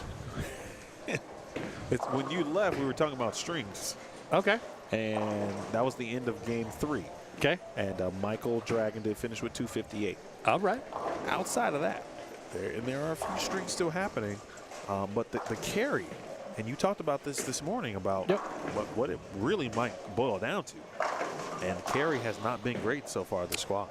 And so we're gonna back that up with so Mr. Dragon had 258 the last game, and he just picked a split in the 10th, and it looks like he got to 181 that game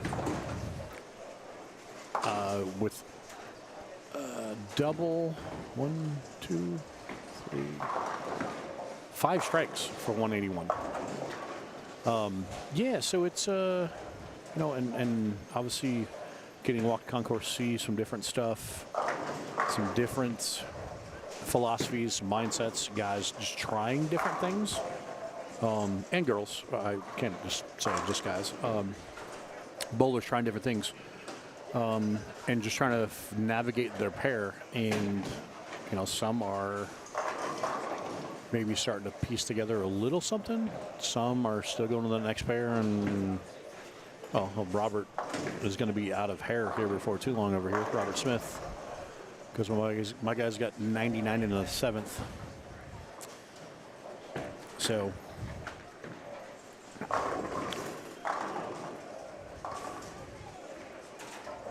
it's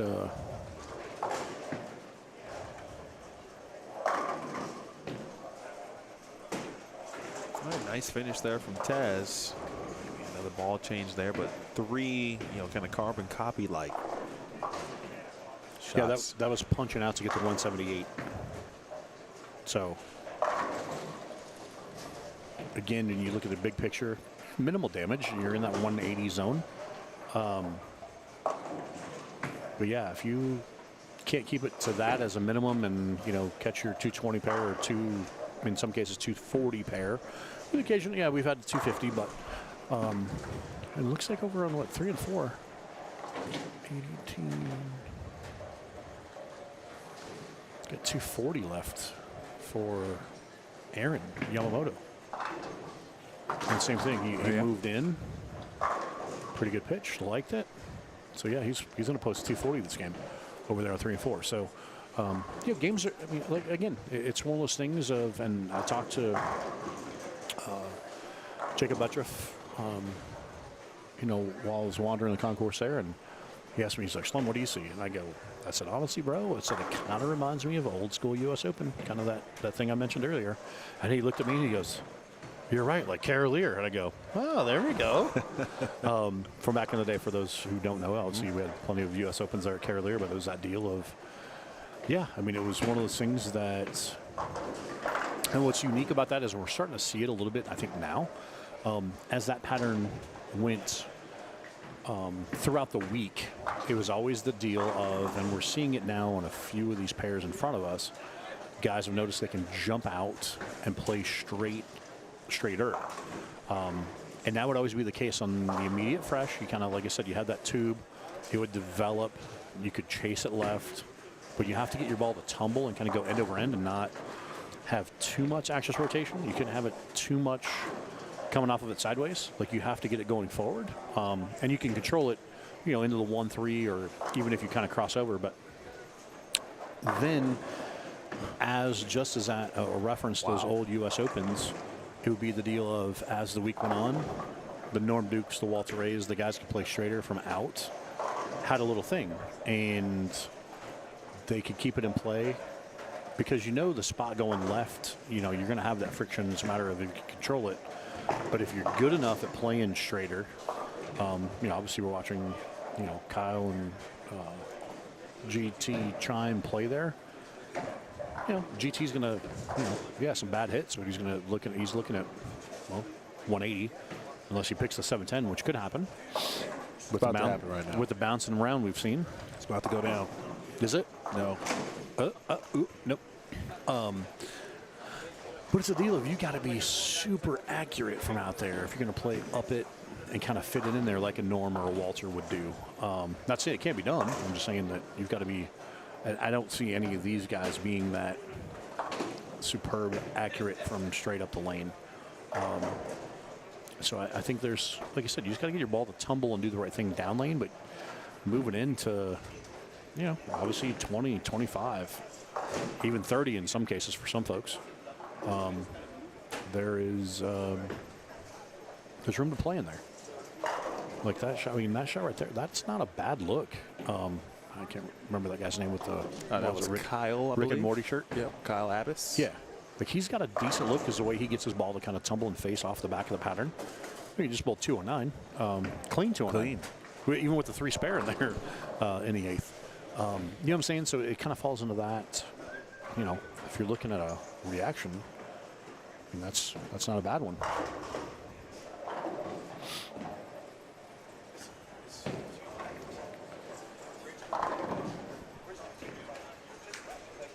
And watching, here some of the pairs to our right. Yeah, a couple 200 flat, 206, a 140 game. Looking at a 180, a one set that high. High on 15 and 16 was 183 that game. And 190, 190.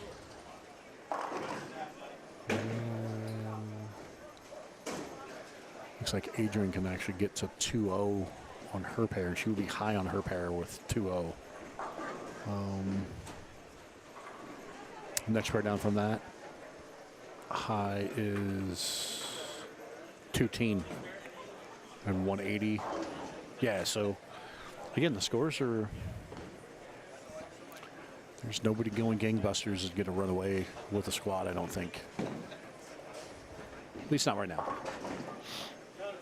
Like I said, it's going to be interesting to watch. I think I'm excited actually to see this sweeper tonight, to see, if some people are going to use it as a $100 practice session, or if some folks are, meaning that they'll try different balls, try different things, or is it they're going to go full on attack mode.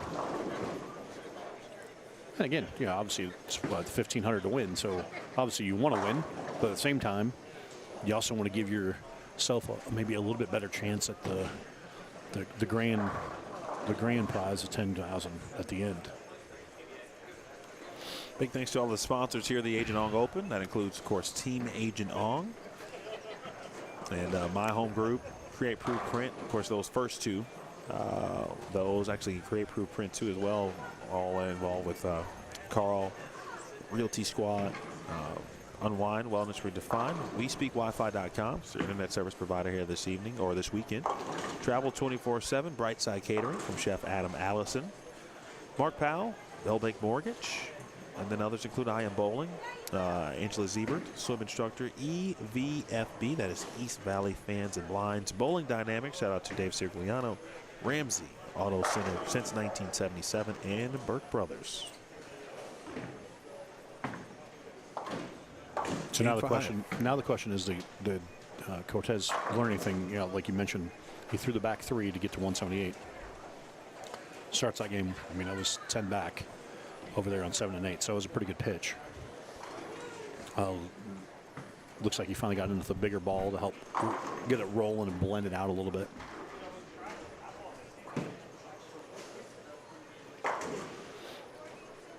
It's been so easy to kick 3 off the right. Yes. Or left. Yes.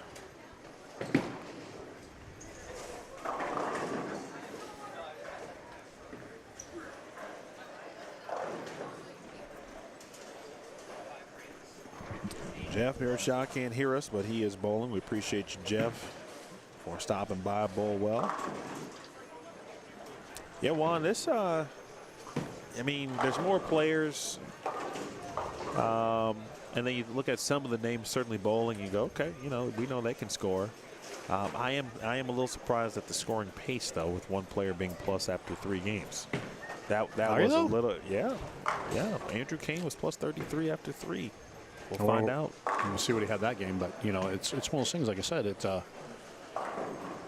as we referenced earlier, with the house memory still in that first squad, as opposed to stripping oils, and yeah, they're going to get a little bit flatter. So.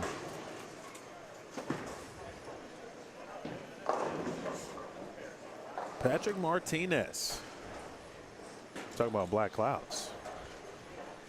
Good thing Patrick isn't here because There's no way. I'm not sure anybody would be bowling.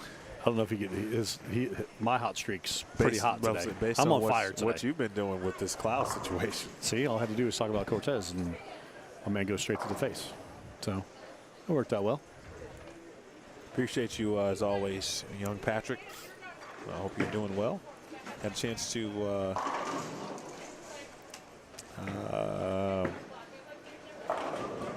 meet Ryan Barker. He mentioned you, and we chatted for a little minute. So, and it actually made me say, I don't know when the next time I'm actually going to see Patrick.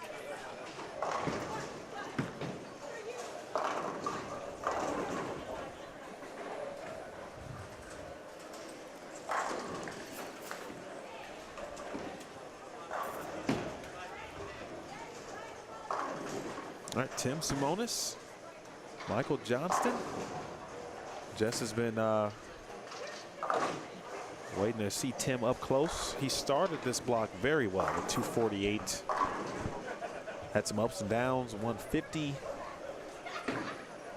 188. I did not see what he finished with in game 4, but he was well on his way. 4-bagger, 2 spare, double, then left to 4-9. I didn't see what he finished with. But looks like Andrew Keene in that group is finishing up. And so we'll have some game 4 scores in just a few minutes.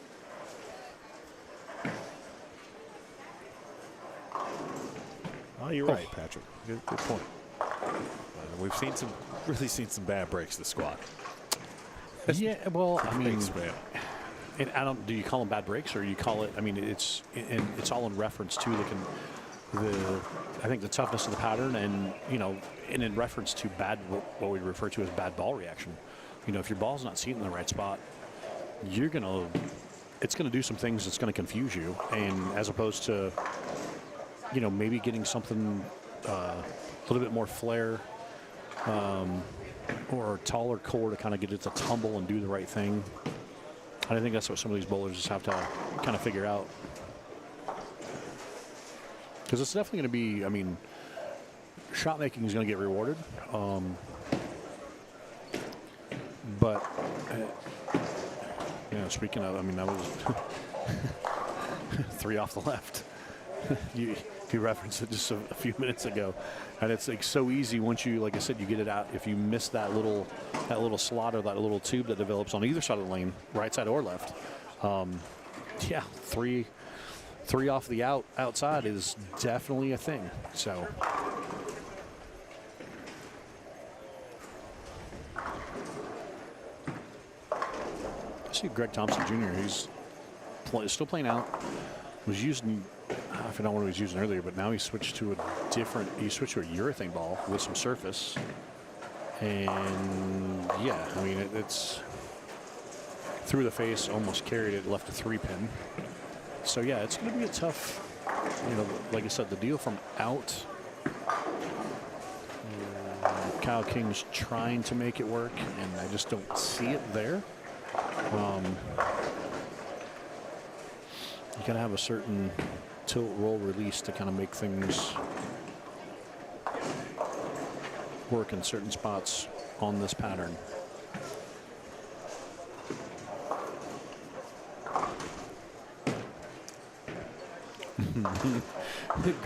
That was a funny look from Greg Thompson. He just turned around. He's like, okay, so I threw this urethane ball, and I went through the face. He left a 3-pin. So he's like, all right, I'm going to throw it like I'm going to throw a strike ball. Well, then it steamrolled the 3-pin. He spun around, had this look on his face like, well, that didn't go as planned. So, and just another one outside, and we'll use a combination with the head pin.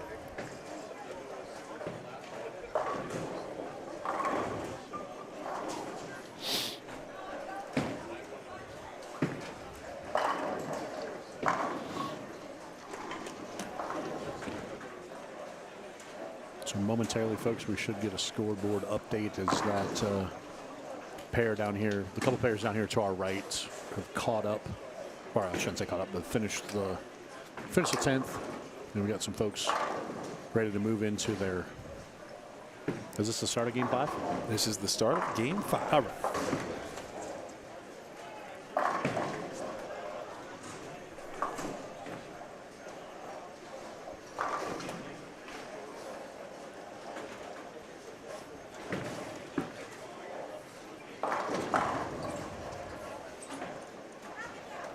So the interesting part too, because I think they've got brackets and sides. Be interesting to see indeed. what those look like with the way somebody, Yes, you know what they I'm saying, do. like random scores. And I think they go, 1, 2, 3, and 4, 5, 6. So I think there are Okay. multiple opportunities in that sense. We took a quick look at the standings, and we give you. Let's make after Michael Johnson's shot is going to Pretty good pitch. take up a good portion of the screen there. I'll wait till 10 bowls also. And he's kind of got that right little flip off his hand. To get it kind of, see, he's trying to force it to go forward. Like that's the right. You get that pin. You kind of get the pins to fall in your favor, keeping it from the ball from changing direction too hard off the back of the pattern. Kind of almost, shoveling it forward a little bit, if you will. What we got going on?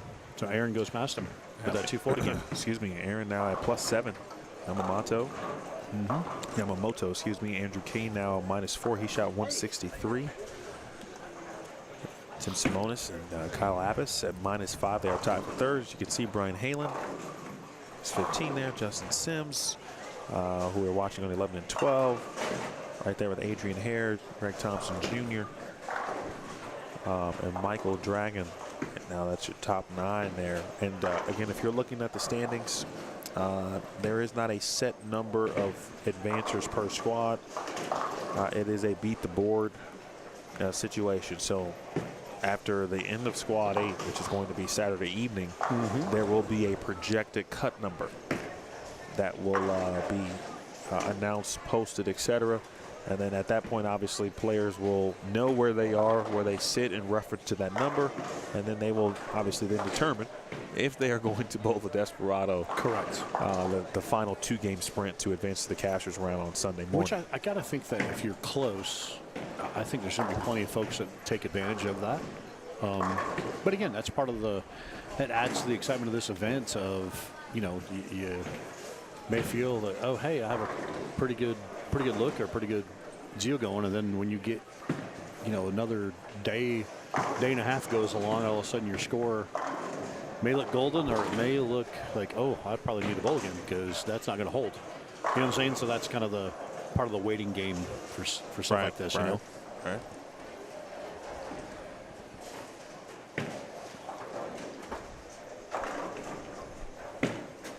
In the booth, Emil Williams Jr., that's me. Chris Schlimmer, a.k.a. Roto Schlim. That's it. That's what's up. Booth as well. We've had Carl Ong in the booth. Carl, of course, the creator of the Agent Ong Open. He and his wife, Kathy. Yep. This is squad 2. This is the second full squad. Full meaning full 6-game squad. We will get back to full squad action tomorrow at 9 a.m. But it's not the end of bowling tonight. Nope. We take But a look wait, at the. there's more. That's right. We're taking a look at the three-game sweeper tonight, which will have a few more people. Yep, we'll have a 3-game sweeper, which is contested on the tournament pattern. And then once all that's dialed in and dialed up, we'll actually have the challenge match. I guess, is that what we're calling it? Challenge match? I don't know. Action. Is it action? But is it though? Who called who out? That's what we've labeled it. Did somebody call it? Somebody call each other It's out? been labeled action, so that's what I was. But it could be challenge. Or it's maybe just a cash match. $1,000 a game. Robert Smith, Greg Thompson Jr. Was it 5 games? 5 games. So we'll see how that all plays out. But anyway, so yeah, plenty of bowling action still to come tonight. So stay tuned if you're feeling up for some more bowling action. There's plenty still to come.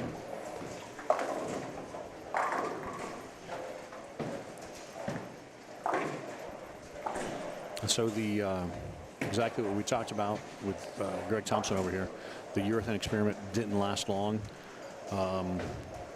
He's now managed to, the last shot there on 14, he left the front bucket plus the handle. So that is the 1, 2, 3, 5, 7. And my man went straight to the bag to grab a reactive resin ball. So that tells you how touchy-feely it is pair to pair, let alone trying to manufacture something with urethane. Very interesting too, because when he was on 9 and 10, he was just getting comfortable. Yeah, being able had a to pretty play good look on that pair. a little further right. Which is where he would like to play. Yep, and that's what he tried to do on this next pair. And so far, he has 1 strike. He got 6-3 last frame. Let's see, he moves in big time with reactive. Converted it. Got the front bucket plus the handle. So the ever popular 5 spare.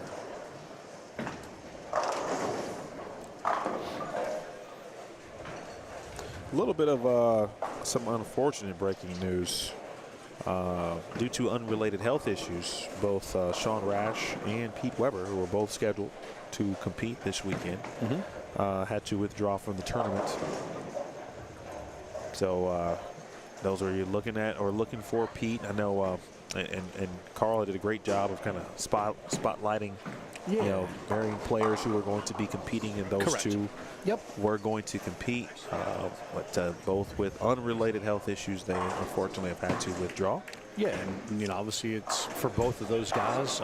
Both have had quite their fair share of health injuries over the years, especially in the fact, Pete now being in his 60s and Sean, he's a couple years under me, but obviously getting closer to 50 than 40, and he's got all the back issues and everything else going on. So we wish those guys both well and speedy recoveries. And again, it's these guys. I mean, same thing. Jacob Buttriff's walking around here. Jacob was going to bowl, but Jacob had a WD from Team USA because he's Pan American Games. He's supposed to go to the Pan Am Games here in a couple weeks or a week after next, I guess. And he just physically can't do it. He's battling some issues in his push-off leg. So yeah, these bowlers are athletes too. It's they have. And actually talking to the guys from Unwind that were there that we chatted with last night, it's one of those things, kind of explaining stuff and some of the injuries, and they were kind of like, oh really, it makes sense. They're like, well, it makes sense because you're using parts of your body that, especially when you bowl a lot of games, I think that's the other part of it. If you only bowl 3 games a week and that's all you do, it's one thing, but when you're coming out and you're bowling 6-game sets, or in the case of you're going to bowl multiple squads, you bowl 12+ game, 12 games a day. Your body's got to be in somewhat game shape, if you will. So,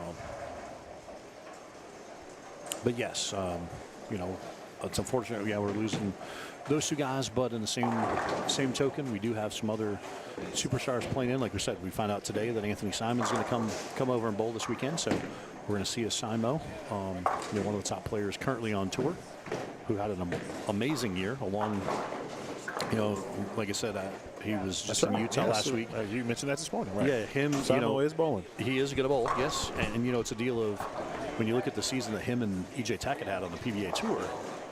And I don't know what EJ's schedule is. I know he's got plenty going on as well. But yeah, Simo did text Carl and said, hey man, because I mentioned that to Carl, and Carl texted him, or he just texted out of the blue. He's like, hey, I'm coming over this weekend, by the way. I'll be there. So it's the way bowlers roll, Some like to plan ahead. Some just like, yeah, I'll go do that. So anyway, I'm a fan of the planning ahead. Sure, I'll show up. Like if my life revolved around it, which it does not with 2 young kids. Correct. Those days are long gone on the long gone. Everything is pre-planned. Yep. But Tim, man, he had 2 count unfortunately in the previous game, and again, it's just so 3 easy to do. Yep. And again, it's shape-wise, the reaction, what he's trying to do off his hand isn't terrible. Kyle got a little deal going here with the urethane. He got out far enough to the right. You know, in the fact of now he's gonna. Oh, he's contemplating. In the fact of throwing urethane, and he was kind of trying to play like 3-4. Now he's kind of got it out to 2 and almost kind of jamming it at the 1-3. That's a pretty good pitch right there. Justin Sims has he opened with 227, I believe, in game 1. He was down on the low end. Yeah. And went 182, 189, 183. 234. Now 234. Love how he throws the ball, though. To your question, Matt, I believe Kyle is throwing a pitch black. Yes, that's what that was. Yes, sneaks out 223, so he's not mad about it. Obviously wishes it was more, but hey, going to take the positive pins and run.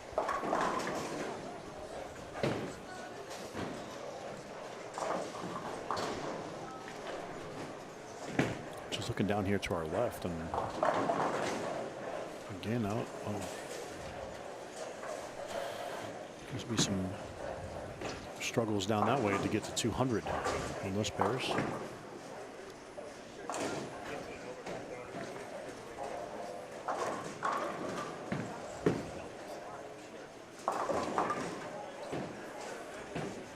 And over here to our right, 15-16. There is a 235 and a 245 on the top bowlers on 15 and 16. So I don't recall who was on that pair, as we're a little bit of a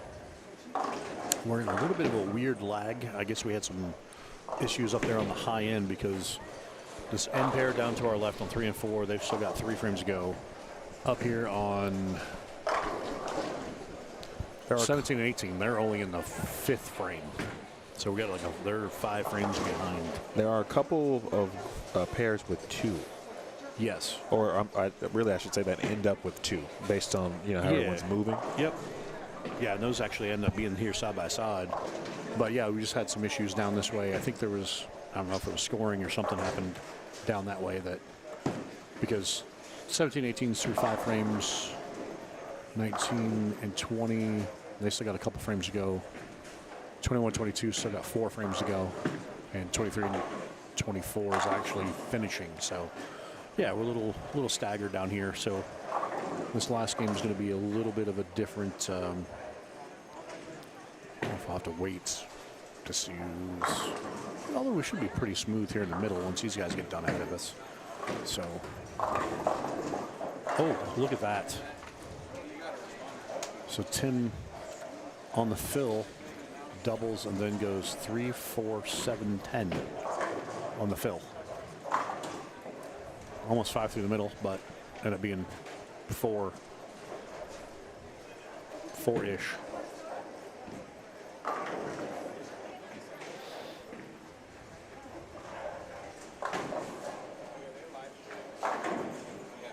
There's plenty of, like we talked about all day, there's plenty of folks walking off the approach talking to themselves. Not mumbling, literally talking, having full conversations. With themselves, with their bowling ball, I think with their shoes, with their grip sack. And this is the kind of stuff that will get you into that headspace because it is a bit of a grind or a little grueling,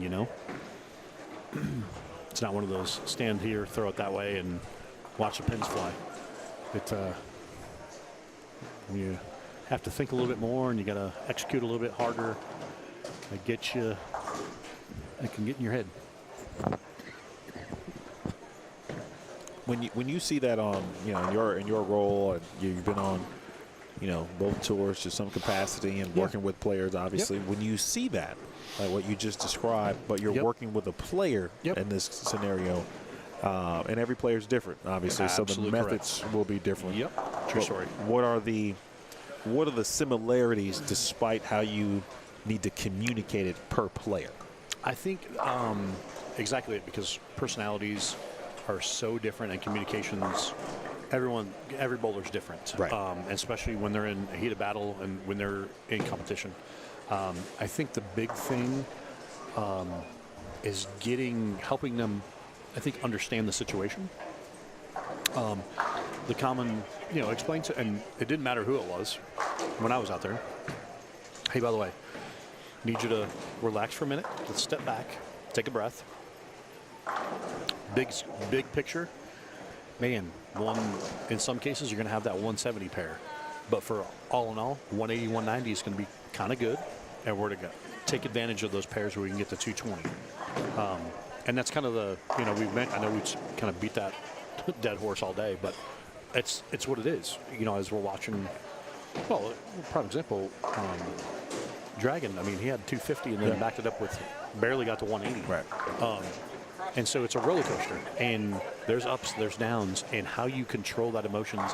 And, obviously, if you remember back to some of the older guys, particularly Norm Duke, I think is a prime example. Norm and even Pete. The reason why those guys were so successful, especially at U.S. Opens and the majors, the long formats, and knowing it was going to be a grind, they were able to maintain more of an even keel, keep the emotions in check. And that's one of the things I was going to basically explain is control your emotions, because it's too easy to, well, prime example, my man there just, misses a spare on 11, walks back and he's talking 12, shoulder slumped. Well, that now, whether you realize it or not, that carries on the next shot. And, in the case of some of these bowlers aren't doing this for a living, no, don't get me wrong, there's some great amateurs here and some semi-tour players, but there's also a lot of people who bowl because they love bowling. But it's a deal of, if you can be your own worst enemy. You're your own worst critic, and you can be your own worst enemy. And, being able to kind of stay in the moment and know, okay, well, the ball did this. Why did it do that? Was it me or was it the lane? And I think all too often when they get tough like this, a lot of people can't decide which one it is. And so, as a tour rep or, a coach or whatever, when you're coaching, no matter if it's adults or even kids, being able to help them step back and go, okay, let's look at it from back here. We know what happens when you put your, you got your shoes on, you're up there, and you got, the 15 feet from when you pick up your ball to get to the foul line. Let's step back a little bit. Let's kind of take a little bit bigger, as I refer to, like a bigger snapshot of it. Sure. And kind of just help kind of put it in perspective a little bit. So, but yeah, and it's for obviously how you explain that to some people is different. Everyone's different. How, example, how I would tell Robert Smith is going to be different than I'm going to tell Andrew Kane, which is going to be different than I'm going to tell Ponzo, this guy Kyle. right here. Yep, Kyle Ponzo. Yeah, you know what I'm saying? Like, and I don't know Kyle, but it'd be one of those things if I could just walk up to him and go, hey, man, here's what I see, blah, blah, blah. Kind of spell it out. Well, I know a guy like Robert Smith because, we got history go way back. Robert's emotional. He can get emotional. And, I'm seeing remnants, old Robert Smith coming back out because the competitive juices, like we talked about. He's going to bowl a senior tour. Man, he wants to win. He's, man, this is a deal. I can show people I can still bowl. Right. Okay, Bob. Well, let's harness. I don't know. He had 140 or 150 that game. And again, it's one of those deals. He throws a shot, spins around, has a look on his face. Well, he's upset, but sometimes it takes him a little bit longer to figure out why the ball did that. So yeah, it's just being able to help decipher the equations, if you will.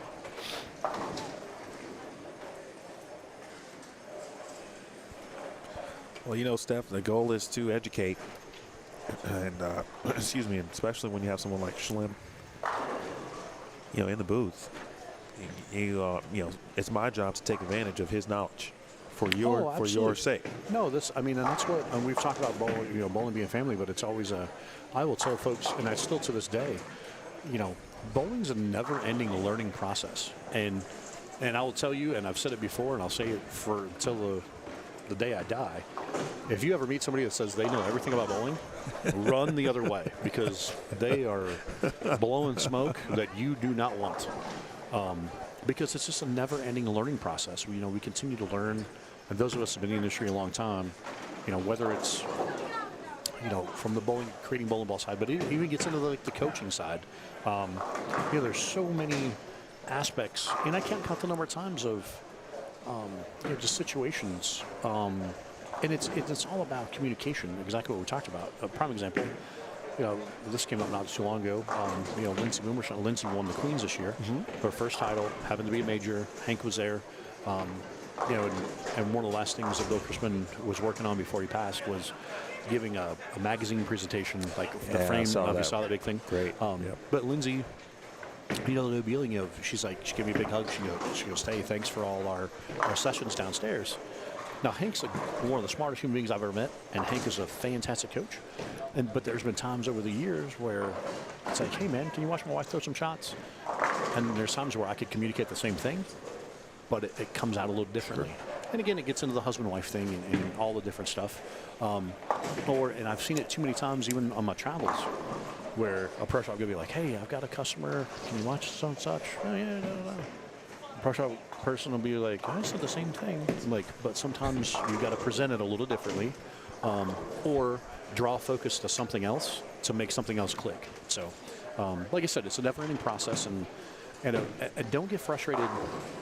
I think that's a big thing too. I like to pound home. Don't get frustrated, because each time you put your bowling shoes on is a learning experience. I don't care who you are. And the greatest in the world, Norm Duke will tell you that. Pete Weber will tell you that. Belmo will tell you that. Simonson, you name it, we can go through the whole cast of characters and then not just talking about our stuff with, Rotogrip Storm and 900 Global.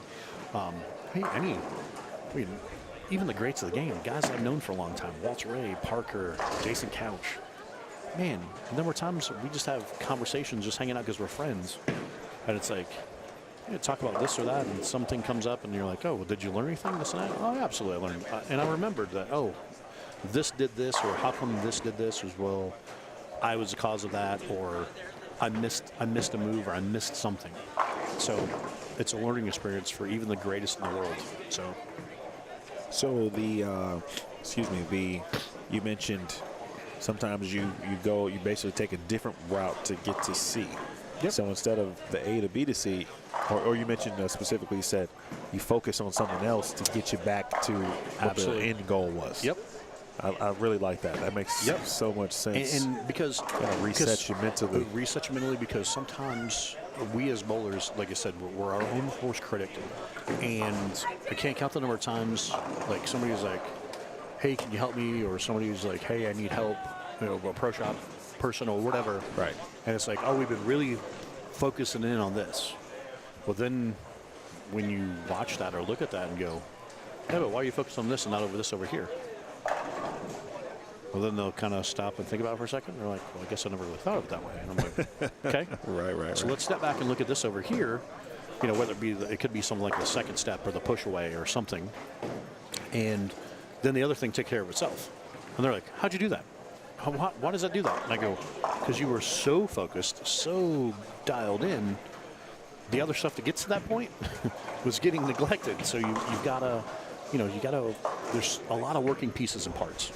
Getting from the foul line, from the back, from the approach to the foul line, doesn't matter how you throw it either. It doesn't matter if you're, it doesn't matter if you're a beginner bowler or a professional or, someone with, I've even coached people with disability, people in wheelchairs.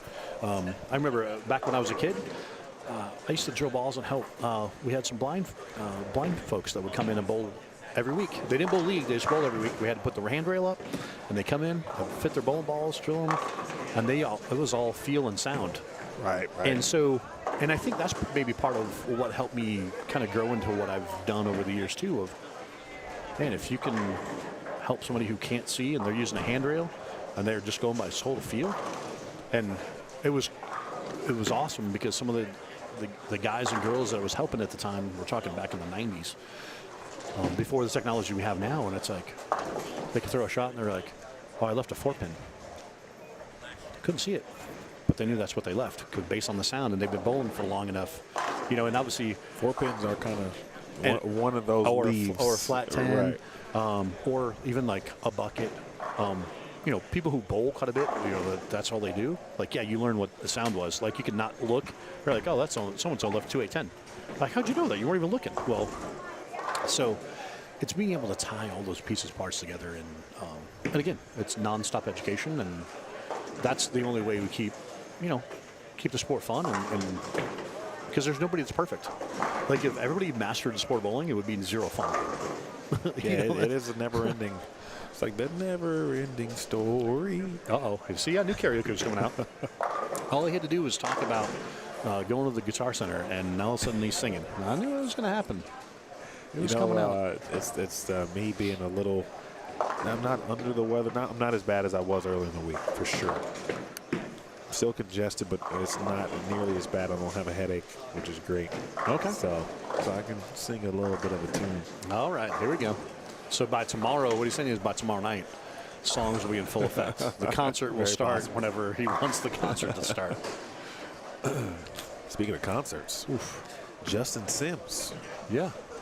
is the leader of the pack. He's now Boom. the front runner. He's the lead singer here in this squad, plus 15. But again, folks, it is a beat the board. Mm-hmm. And so, quite honestly, we'll see how it all shakes out at the end.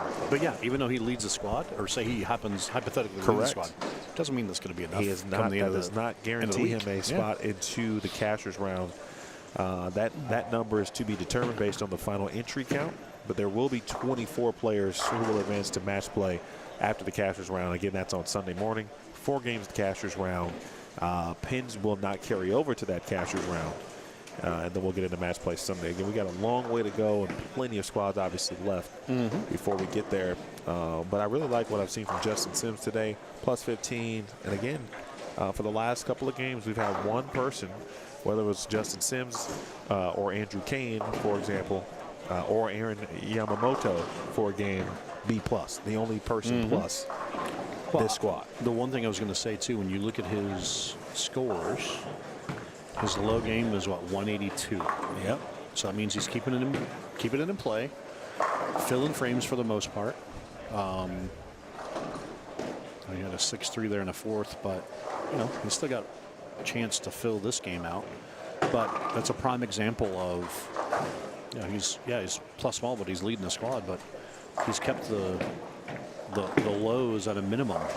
He's got 3 180s in there, but 3 180s is higher than 3 160s. So we got some folks down here to our left that are really 57 in the fifth, 61 in the fifth. Quick score look. Don't forget to click the link pinned to the top of the chat. You see scores. And you see what I was just referencing in regards to Justin Sims being the only person plus at plus 15.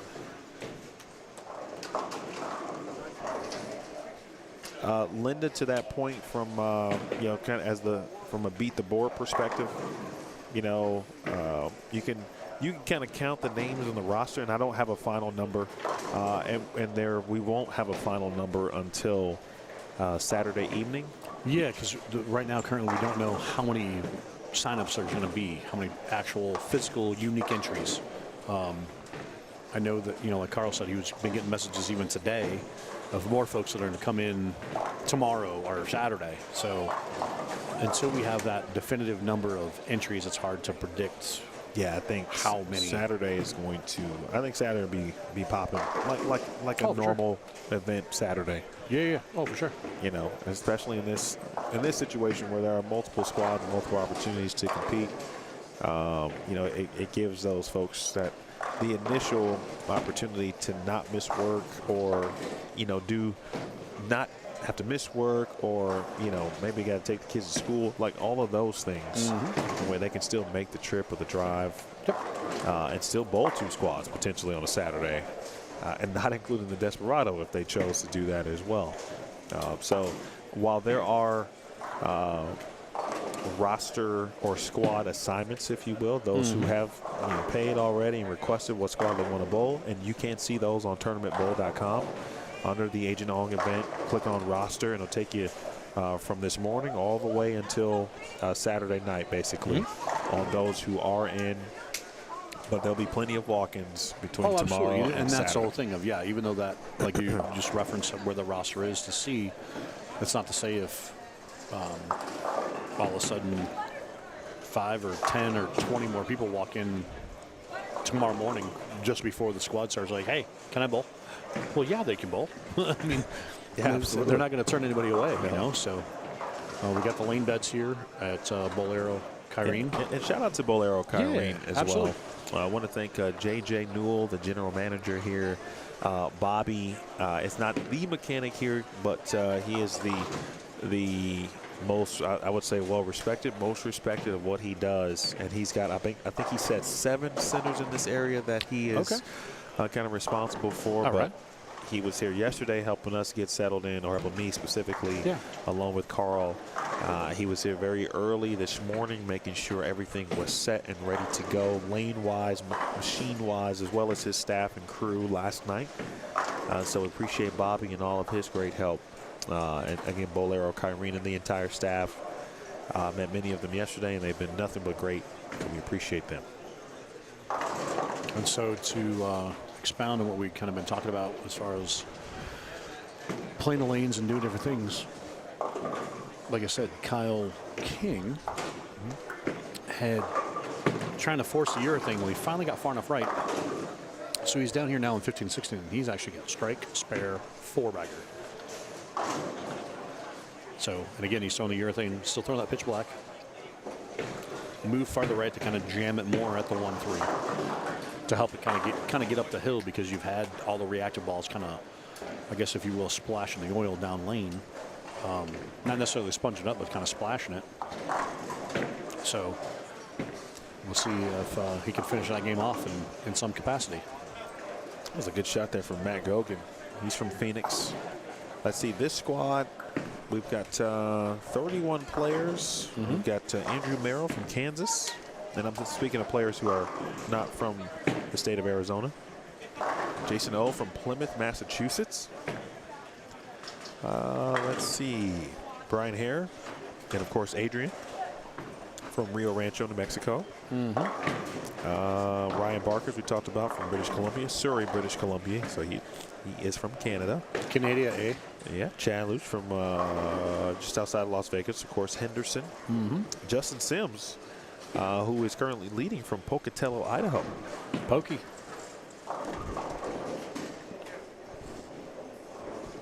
As those from around those parts call it, Pokey. Do they really? Yeah. That's That's where Alex Haas is from. That's great. Pokey. Pocatello, Idaho. That's so great. That's a great. Yep. Such a great nickname.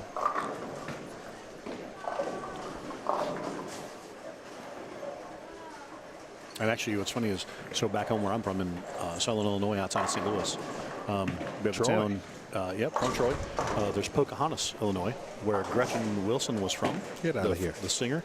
But anyway, they call that Pokey as well, instead of saying Pocahontas. But anyway, yeah, it was funny whenever Alex, I started working with Alex when he was a kid, coaching him. And he was like, he goes, yeah, I'm going to drive down from Pokey. I'm like, I hadn't heard that since I was a kid. I'm like, well, back home I got a Pokey. He's like, well, no, Pocatello. And I'm like, oh, that makes sense. Yeah, Pokey. So, yeah, that's a thing. And while we were yapping, Kyle caught another strike. So he's got strike spare 5-bagger down there on 17 and 18. And again, Kyle King after 5, minus 25. Yep.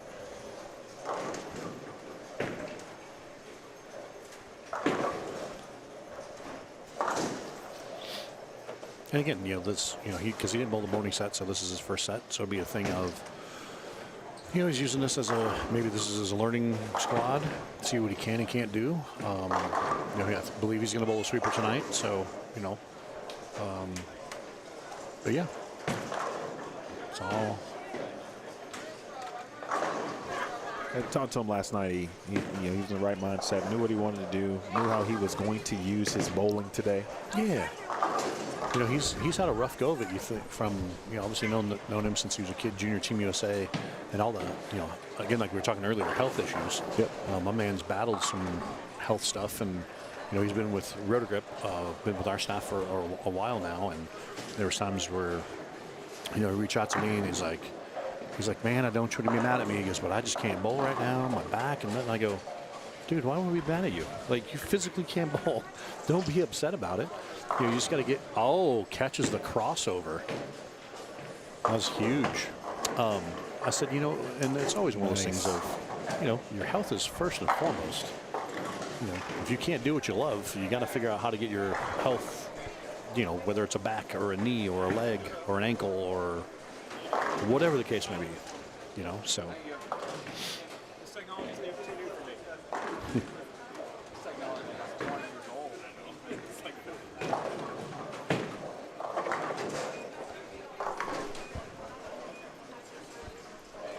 4-9 there next door. I believe that was from Brian.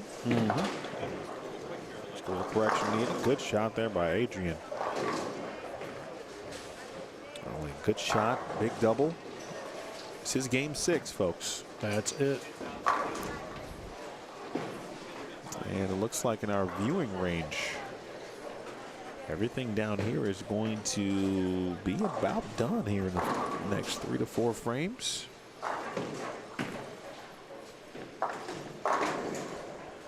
Next broadcast will begin in about 3 hours. Actually, not even about 3 hours, a little over 3 hours by the time we get done. It'll be 8 p.m. local time, 8 p.m. local time, 11 p.m. Eastern. You get a chance to look at 3 games with some of these names you just witnessed for 6 games. You'll see a few of them again during tonight's sweeper, 1,500 guaranteed. Sweep the Rack, the podcast. They are partnering with the Agent Ong Open for that sweeper. Yep. Shout out to Big Mike and Rob for absolutely taking that sponsorship for the sweeper tonight. Awesome stuff. Yeah, those guys rocked their podcast last night. That live Sweep the Rack last night. Brooklyn Rob was on location literally. Yes, he was. And he was not in the Ong residence. Yeah, he was at the Ong Resort and Spa. Kyle's got 7-bagger. So again, he's got a little something figured out on that pair. And again, he did catch the, again, getting to the spot where your mistakes in the case of a crossover catches a strike. Not to say every crossover is going to strike, but he's kept it in play enough to give himself that opportunity. Right.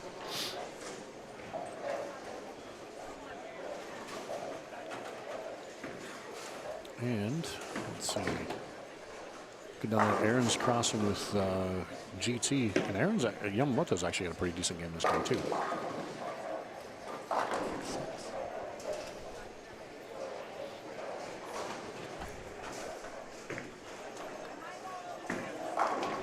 And Messenger's the 10. So that gives Aaron a turkey, and he's looking at about, I want to say 240. So he's got 30, 60, 90. Oh, take it back. He's got 250 left in the sheets.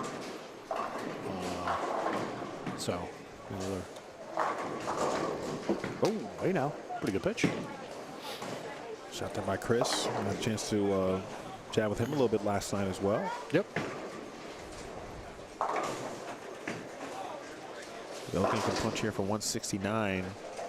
If that's not thinking of from what Kyle is thinking in this regard.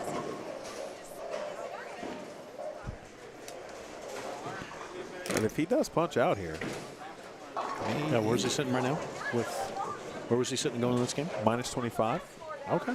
I mean, he'd still would bowl again, but that would be a possible advancing type of number potentially.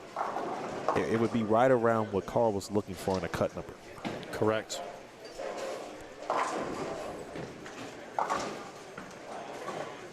Does he like it? Oh, he does not like it. Was Greek Church up there momentarily? Yeah, and he ended up with a 4, 6, 7. The first shot in the 10th. So, but again, it's got to be a positive. And again, I think he learned something from this squad in the fact of some pairs are going to be better than others from out there. So maybe on the pairs where he doesn't have that, maybe it's a jump in and play a different shape with a different ball. So nice finish there by Chris. 216. Yeah. Well, it looks to be the, it was 223 on 11 and 12. Well, one of the higher games in our viewing area. Mm-hmm. So Adrian here will close it out. As just about everyone else is done. There's a pair of two. Maybe we'll keep it. We'll see Andrew Kane's final few frames here. With Nate Prince, I think Ed Godbout is over there as well on 13 and 14. So I don't know if you guys saw that. Well, you can't see it. Maybe you caught it off the corner of the screen. But so the scoreboard reads for Andrew Kane, gutter split spare. Meaning he threw it in the gutter. The ball bounced out of the gutter. And so they had to wipe it. So it's all split up there for a second. They had to wipe it clean. Anyway, so not something you see everywhere. Like you have all the different symbols. You have a dash, a circle, and a slash in one frame. Kind of cool.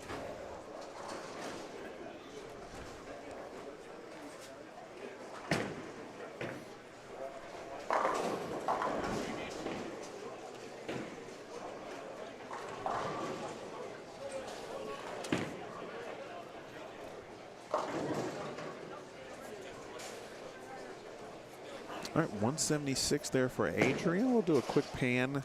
You want me to do what you taught me earlier? If you don't mind. Can I do that? Yes, you can. So I got to do the screw thing and then the move thing? Yeah. All right, I'm going to try not to break anything, folks.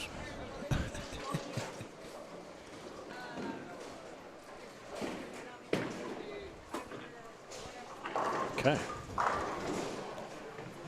Thank you. Yes, sir.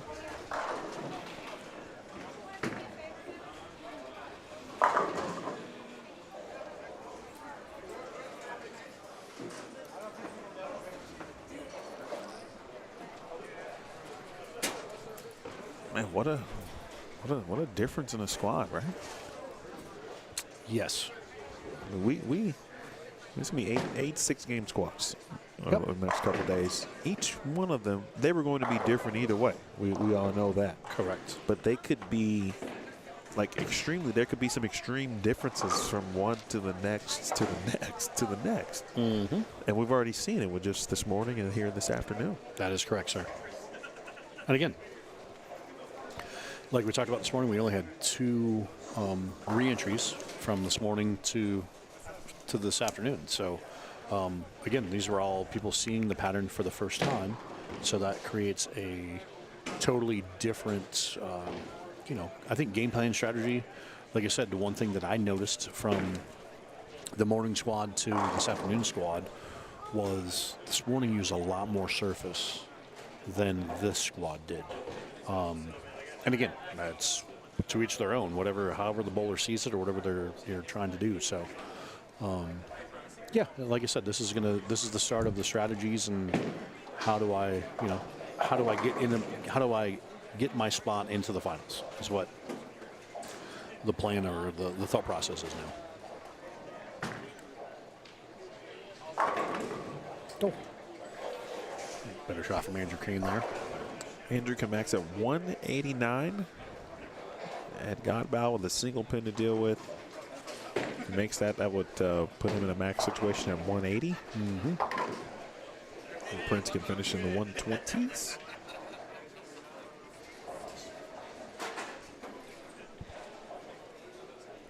Final group looks like down on 21 and 22 finishing up.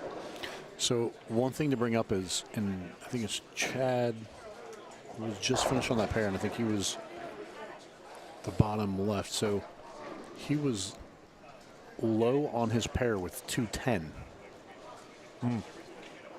So he had 210, looks like top left had 224 and top right. Can't tell if it was 210 or 220. So, yeah, prime example. I mean, we haven't seen that. That's the only time I think I've seen that all day where the low score on a pair is 210. A lot of times we got a low score of 150, 160, or maybe even less. So obviously it could be something, and again, as the week goes on and you've seen it in your streams and different events, is it something that's characteristic to that pair? Is there something that's causing that pair to score differently? And you've seen it the other way too, where there's always that one pair. If you're like, it's dreaded if you catch that pair. Like, I know I'm going to battle for 160, 170, but that's a thing. So you have to, kind of take it in stride and and kind of formulate a plan accordingly.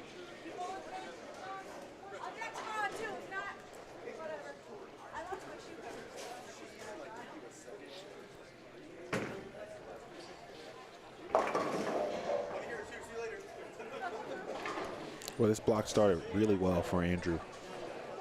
Correct. And again, and how much is it he was crossing with another left-hander? Did that weigh into the equation? Was it, did he make the wrong ball choices? You know what I'm saying? Like there's maybe one of those things that we'd have to sit down and talk to him and, get into his mind and see, what did he see or not see, or what did he understand or not understand? Right.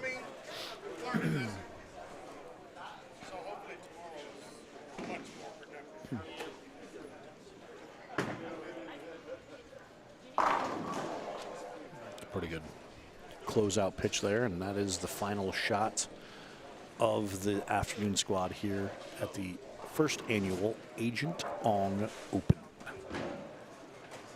Kind of just rolls off the tongue. Agent Ong. Inaugural.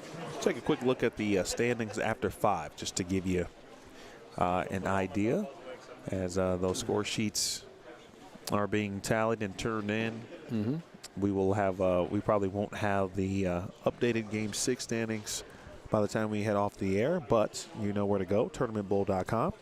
Make sure you click the link at the top of the Bowl TV chat. And I think. What did Justin Sims? No, he got it maybe to the 2 teams. I thought that game. I could be wrong. It's possible we could have no players plus on this. Because I don't know what Justin shot the last game. Correct. Yep. Which also would be a little bit of a, like, oh, man, didn't expect that.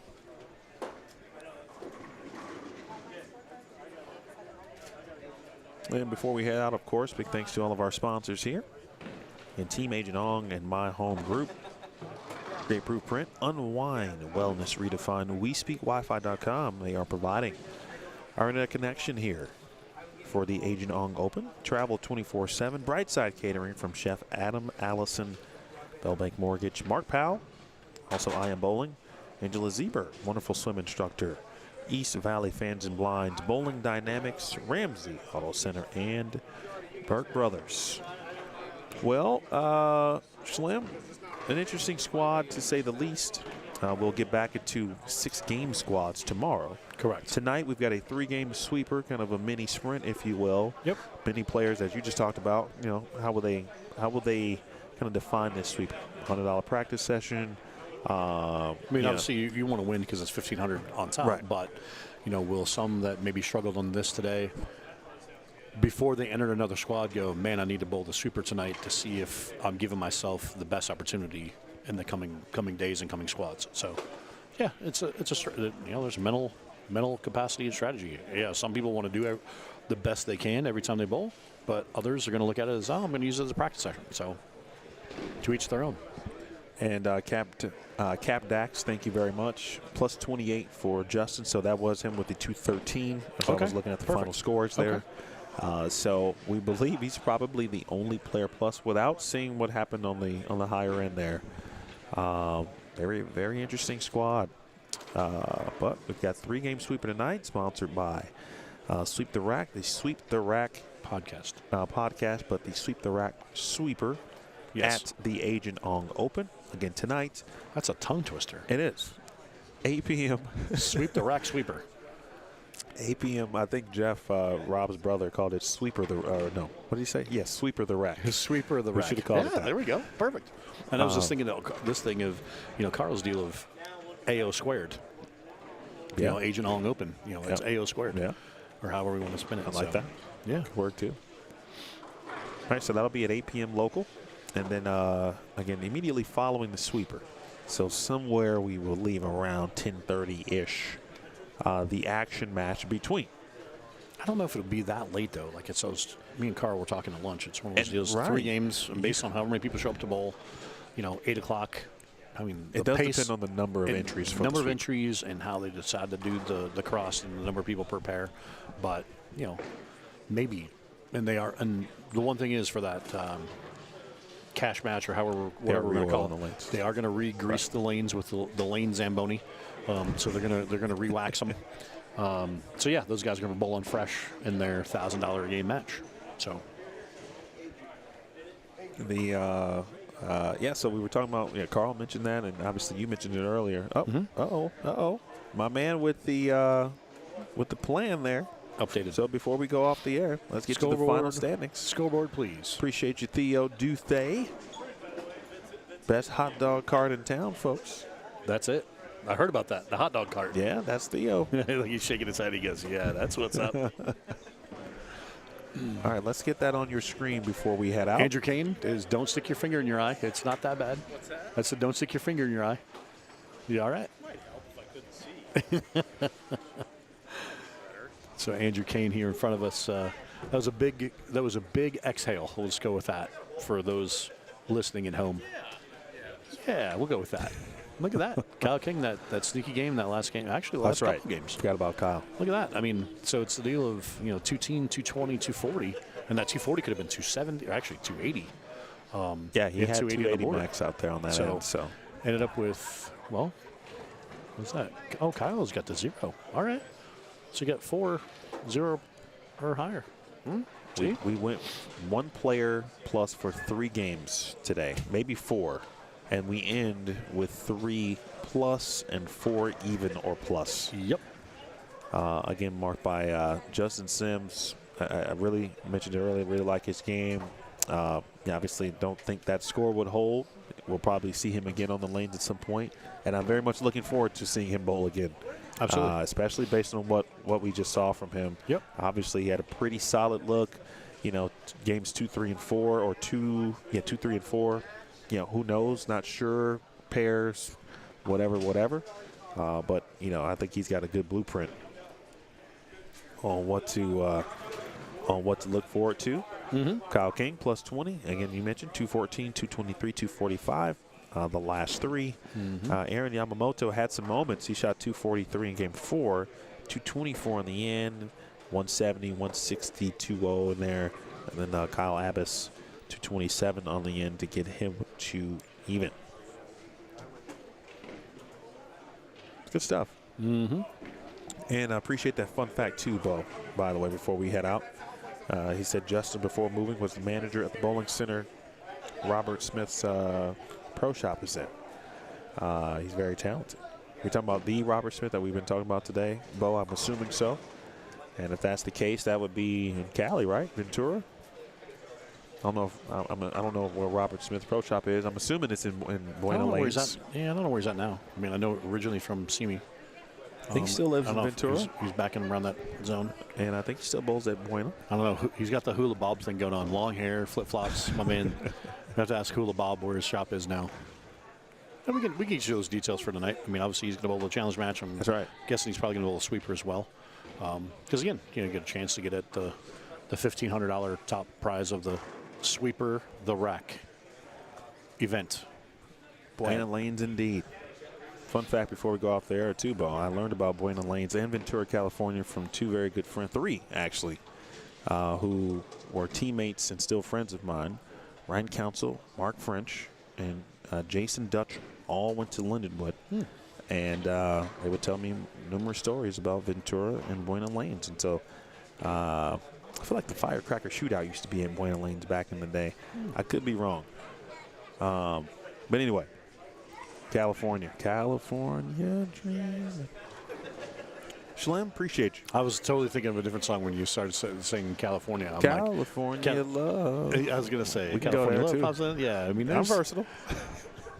California, city of Compton. Anyway, my man's got to go to the Guitar Center Yeah, I'm to going to check out some stuff. get a cowbell and probably some splitters and maybe an amp or 12 or something. I don't know.